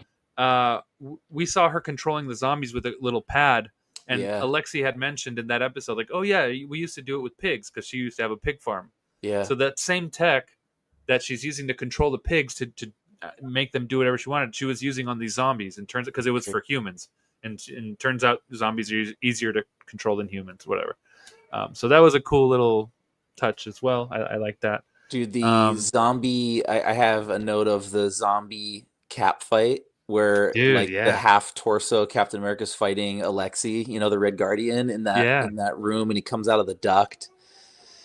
So, like, such a trippy fight scene because it's just half of Cap. He doesn't have any legs. He's, you know, cut off from like the belly button down, and he is like when he uses his shield to kind of roll around the room. He held his own, like man. a BB-8 almost. It was such a dope like strategy tactic, you know, of a zombie. It was just wild, super fast animation when it was, you know, like these fight scenes were just so well done. I mean, the direction that you have through animation is unreal, you know.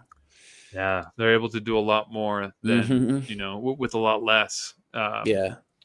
So that's awesome. So that episode kind of ends there, and it cuts over to episode 2. Unless you guys wanted to add more to that. No, this is good. Okay. Episode 2, there's a zombie outbreak. I think they're in San Francisco, and we see Shang-Chi and his Shang-Chi, I'm sorry, and Katie Chen, his friend, and they're running through the streets, and it's chaos, and the pin particles are going off and making people big, and there's you see the giant pelican with the giant bugs on the side of the building, and it's like, what's happening? And so they're fighting, whatever, and all of a sudden the Mandarin shows up. Shang-Chi's father, who has the 10 rings, right? Yeah. So this takes place before the movie would have, and to the point where Shang-Chi is still secretly, no one knows that he can fight and stuff. He's kind of like just a nerdy dude that works at the theater. But so they're fighting the zombies.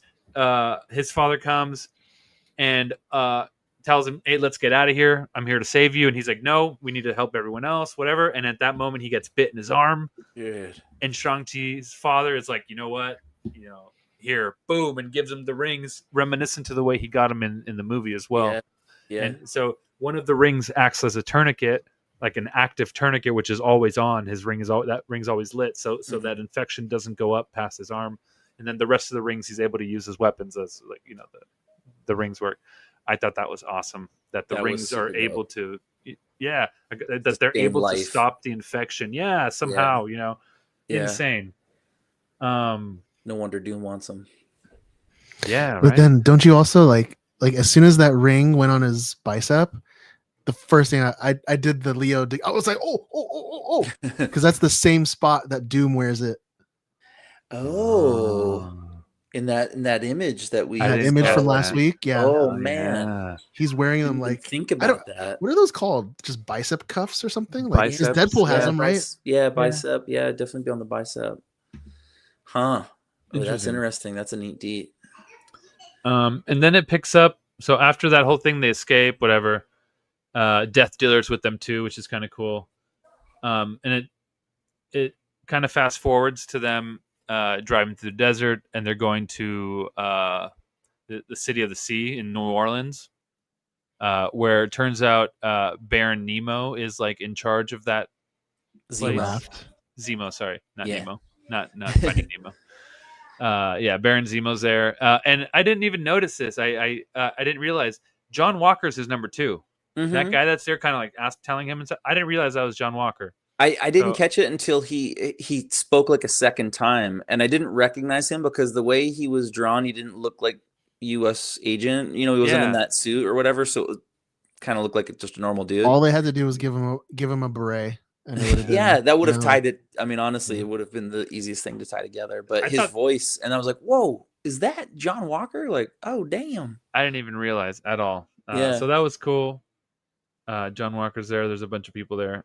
Dude, when they're going through the Badlands, real quick, the Skrull bandits that attack them, like that was a nice detail that there's Skrulls still floating around from, the They're little like a tease biker that we've gang. had. Yeah, the little tease that we've had of them in the MCU so far. That was cool. Yeah. So they go to the City of the Sea, and they essentially get betrayed by Zemo. Dude, who has the raft, the super prison, as his city? Which That's is his so city, sick. right? Yeah. So they all go in there, and when Shang-Chi and everyone that he's with meets up in there, the other heroes from the first episode are there too. Yeah. So Alexi and them, they're all there. And so they make a deal. They bring a bunch of cows, whatever. They make a deal, and they're able to go in this city. They say they're going to be good. They're going to help, whatever. It turns out Zemo betrays them and throws them down to for Namor, essentially to feed Namor because he's also a zombie. And I guess all of his fighters were coming up and try to hit the thing, and they're like, it's fine, they can't get in here. But they're like, well, if they wake up the big guy, we're going to be in trouble. Dude. And sure enough, they wake up the big guy, and he comes out, and geez Louise, No mercy. The fight scene between Namor and all the people in there. Oh, is it's just crazy. bonkers. Yeah, it's probably some of the goriest and bloodiest animation I've ever seen. By far. Marvel or otherwise. Yeah. Yeah. It's insane. And it's really well done too. It's not just like gratuitous gore. It's actually, pretty gnarly. And not everyone, but a lot of folks get it, including our friend John Walker. He gets sliced in half. R.I.P. Yeah. Okay, and let's just go through. Let's speed through because that's pretty much what happens at the end there. We're gonna speed through episode 3. It shows us what happens in the Wakanda event that supposedly happened 5 years prior. And it's basically zombie Thanos. They're T'Challa. They're all fighting zombie Thanos with Spider-Man and Doctor Strange. Go ahead, Steven. You want to say something? No, I was just gonna say, like, seeing zombie Thanos, just like seeing him on the screen was like so cool to see. But then the fact that they even made him like he's stupid, right? Because he's a zombie. But then the fact that they show him like learning, like how he can like control each individual stone. He's still Thanos, and like that's what I'm saying. Like I was like, wow, zombie or not, it's freaking Thanos. It's Thanos, yeah. So that was insane. That battle was really cool, and that's where we see T'Challa with the one leg, where we notice he has one leg, and he actually had the Soul Stone the whole time, or between the three, they had the Soul Stone to keep it away from him, and Thanos gets it, and at that moment, T'Challa had to do what he had to do. He sacrifices himself, died a warrior's death, and takes out Thanos, saves. Dude, knocks him into the vibranium core of the apparently there's a reactor. Wakanda. There's a vibranium reactor that just became exposed thanks to Thanos. It's just insane. Dude, I mean, the craziest thing too was like, this was neat because this one was like reminiscent of the first couple phases of Marvel, where you're seeing Spidey again, you're seeing Thor again. So it was a neat little kind of flashback to some of the old times. Thor. Dude, Thor showed up and with Groot and Rocket, and they got rocked. Yeah. Dude, same thing happened when Rocket was getting blasted, and they show Thor get blasted at the same time, but then they showed the skin of Rocket melting away. Yeah. I yelled out. I was like, "No, Rabbit!" Look, Groot too. Groot was with them. He disintegrated instantly, and then they see Rocket disintegrate. So brutal. Thor survived, but he got all scarred up. His face was scarred. His arm was all scarred up, which leads us into let's see, episode 3. So also the heroes go to New Asgard because they need help to continue their path. Go where they need to go. And Valkyrie says no, and then Blade Knight pulls out Khonshu, and so Khonshu's like, "Do you not remember?" or whatever. He does his whole Khonshu deal. And then so it turns out also this is very important. I'll go quick because I know this is long. They're having a feast on Asgard, this new Asgard, and they find out like, oh yeah, all this feast was donated by the Queen of Sokovia. Yeah, and they're like, man, they don't have a queen. Boom, it's Wanda, and she's not zombified; she's normal. And turns out she's able to kind of morph herself, morph her reality between zombie and not zombie. And turns out all the food she was feeding everyone was not food at all. It was like body parts and like arms and legs and eyeballs that part and was things. Pretty gnarly. Out of gnarly, all the gore, dude. like that was the most brutal to me. What's his name? He's like, I ate so many fingers. Yeah, Alexi was just chewing I on know, dude, Alexi. legs and things. Oh, so man. horrible. So they end up leaving, and they fly off on one of those jets. The Quinjet, I think it's the Quinjet from the Collector, or is it not the Collector? It's not the Quinjet. It's just an Asgardian ship. It's your birthday. It's that ship. It's the ship where that music happened. Oh, and so they're able to with that ship. They're able to go to space to set off the beacon because it turns out the Wakanda event left a force field around the Earth. They couldn't hit the signal. They go to space. Turns out the Nova Corps is just out there in full freaking regalia. They're all out, and they're not there to help. They're there to stop anyone from leaving the planet because the planet's been deemed a total loss, essentially Quarantined. Yeah. And so they get shot out of the sky. Miss Marvel wraps them up in their little like cocoon, her little like bubble force field thing, and they come flying down to Earth, which is kind of cool. They all survive miraculously. And then so this is episode 4. It turns out the Hulk essentially sacrificed himself, and he's basically the tether, the anchor of all the cosmic energy that was expelled from this Wakanda event. So he's literally there, kind of the way Loki was at the end of Loki. I think it was season 2, where he's holding all of time or whatever. So this Hulk was so OP with every punch. So Wanda is trying to get to Hulk to take that cosmic power from him that he's holding, and then from there she's going to completely warp reality and change it into whatever image she wants. And she eventually does. Well, she does. We'll get there. Oh, but the Horde shows up.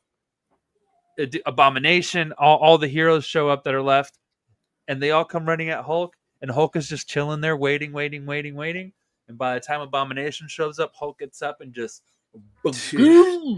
this cosmic punch that just obliterates everything. And he's fighting off hordes. He's fighting off Namor's people.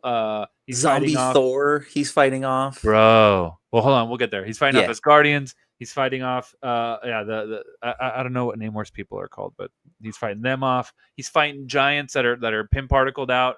Hope and all of them.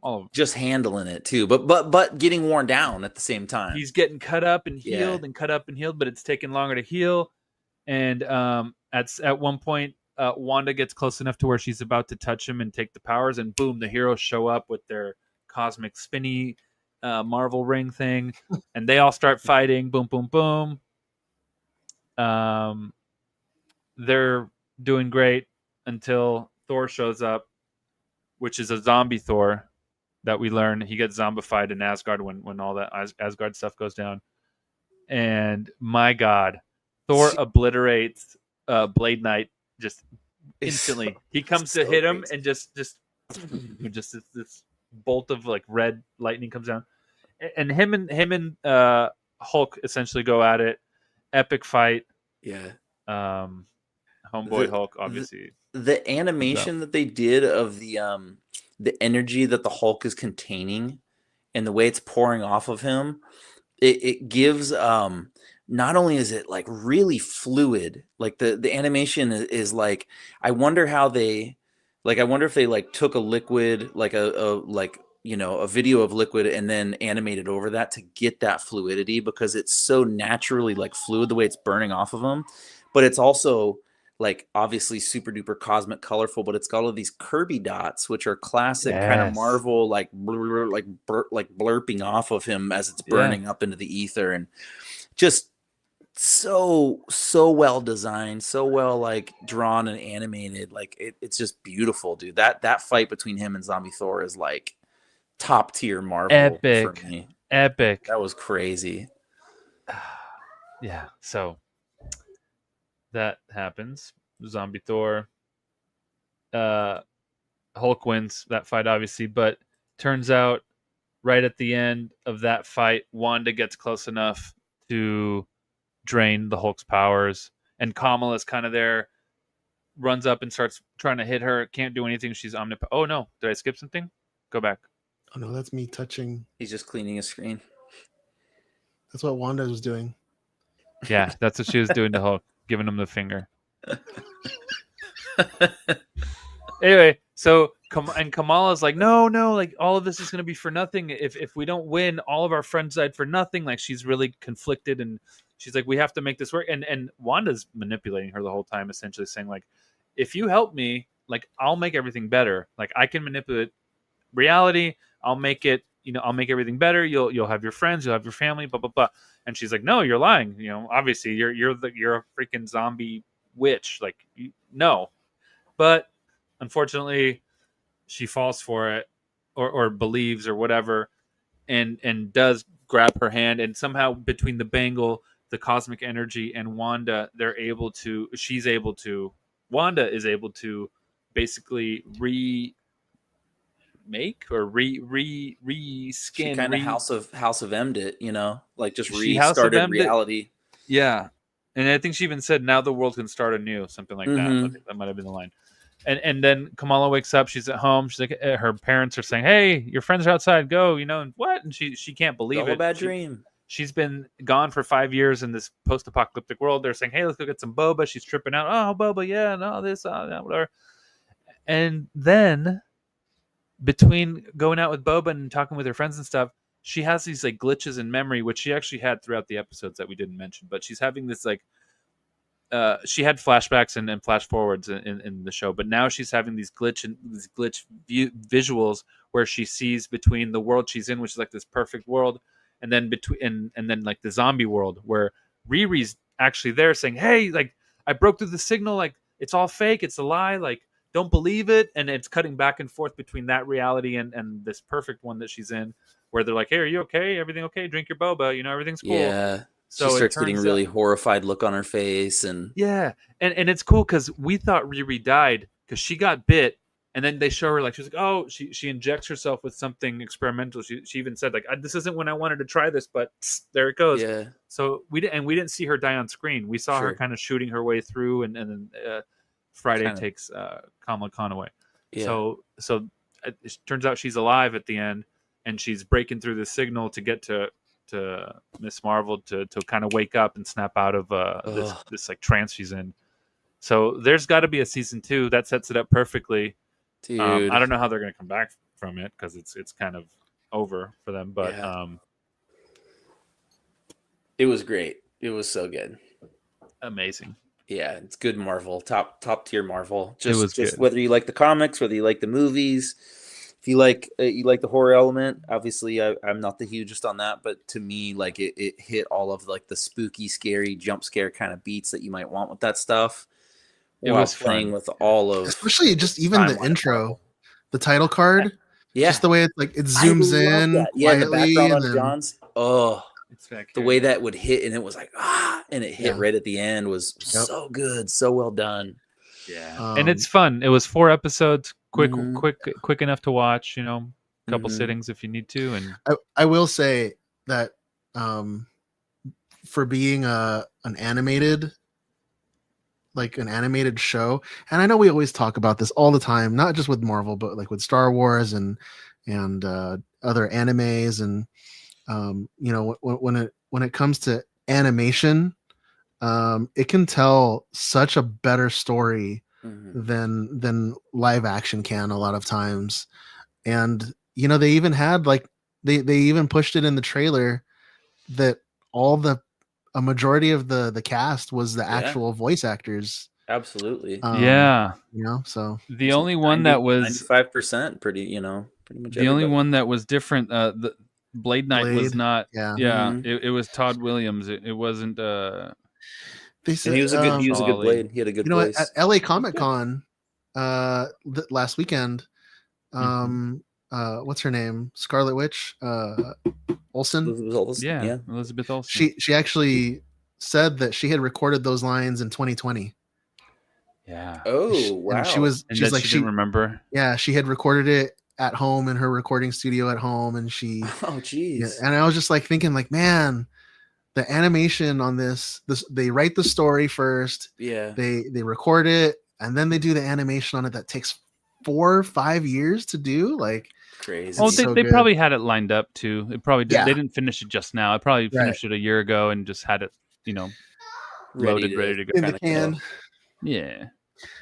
I will say, I can already tell that this is going to be saved to your hard drive, John. Oh yeah, big Um, time, easily. But I'll say, out of all of this in the 4 episodes, the 2 parts that stuck out to me, and maybe this is just because I'm, a relatively new dad. When oh shit. when Shang-Chi, when his dad came, and in order to save Shang-Chi's life, he had to throw him the rings, which would mean that he would get Pushed back. eaten by the zombies. Yeah. He said something. You soft-hearted fool. Yes. Mm.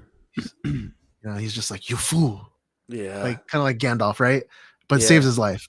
Like, I gasped, and then I started to get very emotional at that moment.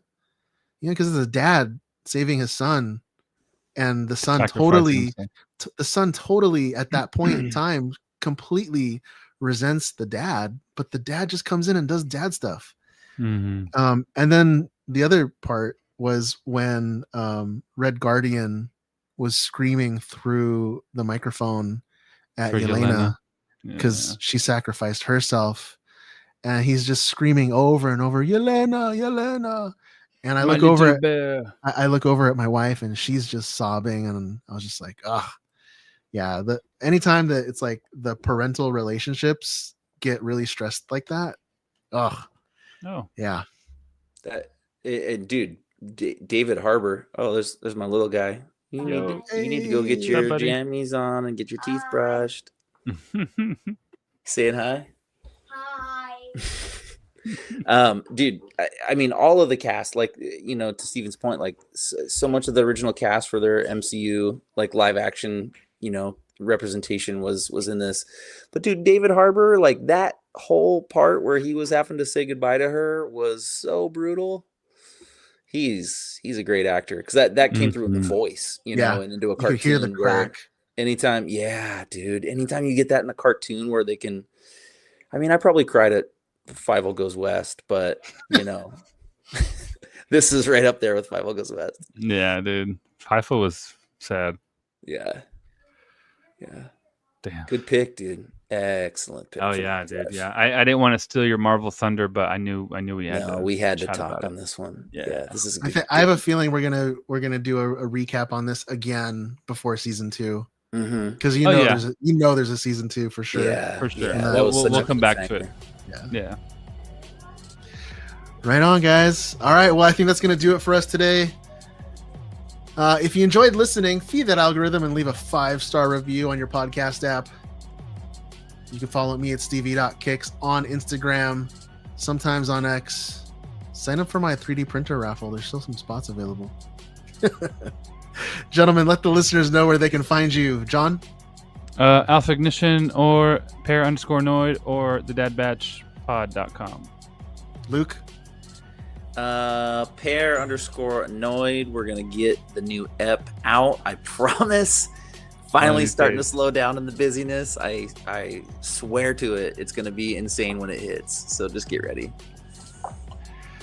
You can find all of us -1 at New York Comic Con next week. Yeah. Thank you to our suit up level executive producers, and a special shout out to our newest patron, Isaac. You guys make this show possible. Thank you again for listening to episode 155 of the Dad Batch podcast. Be sure to support your local comic book store and tune in 2 weeks from now for episode 156. Until next time, enjoy your spice responsibly.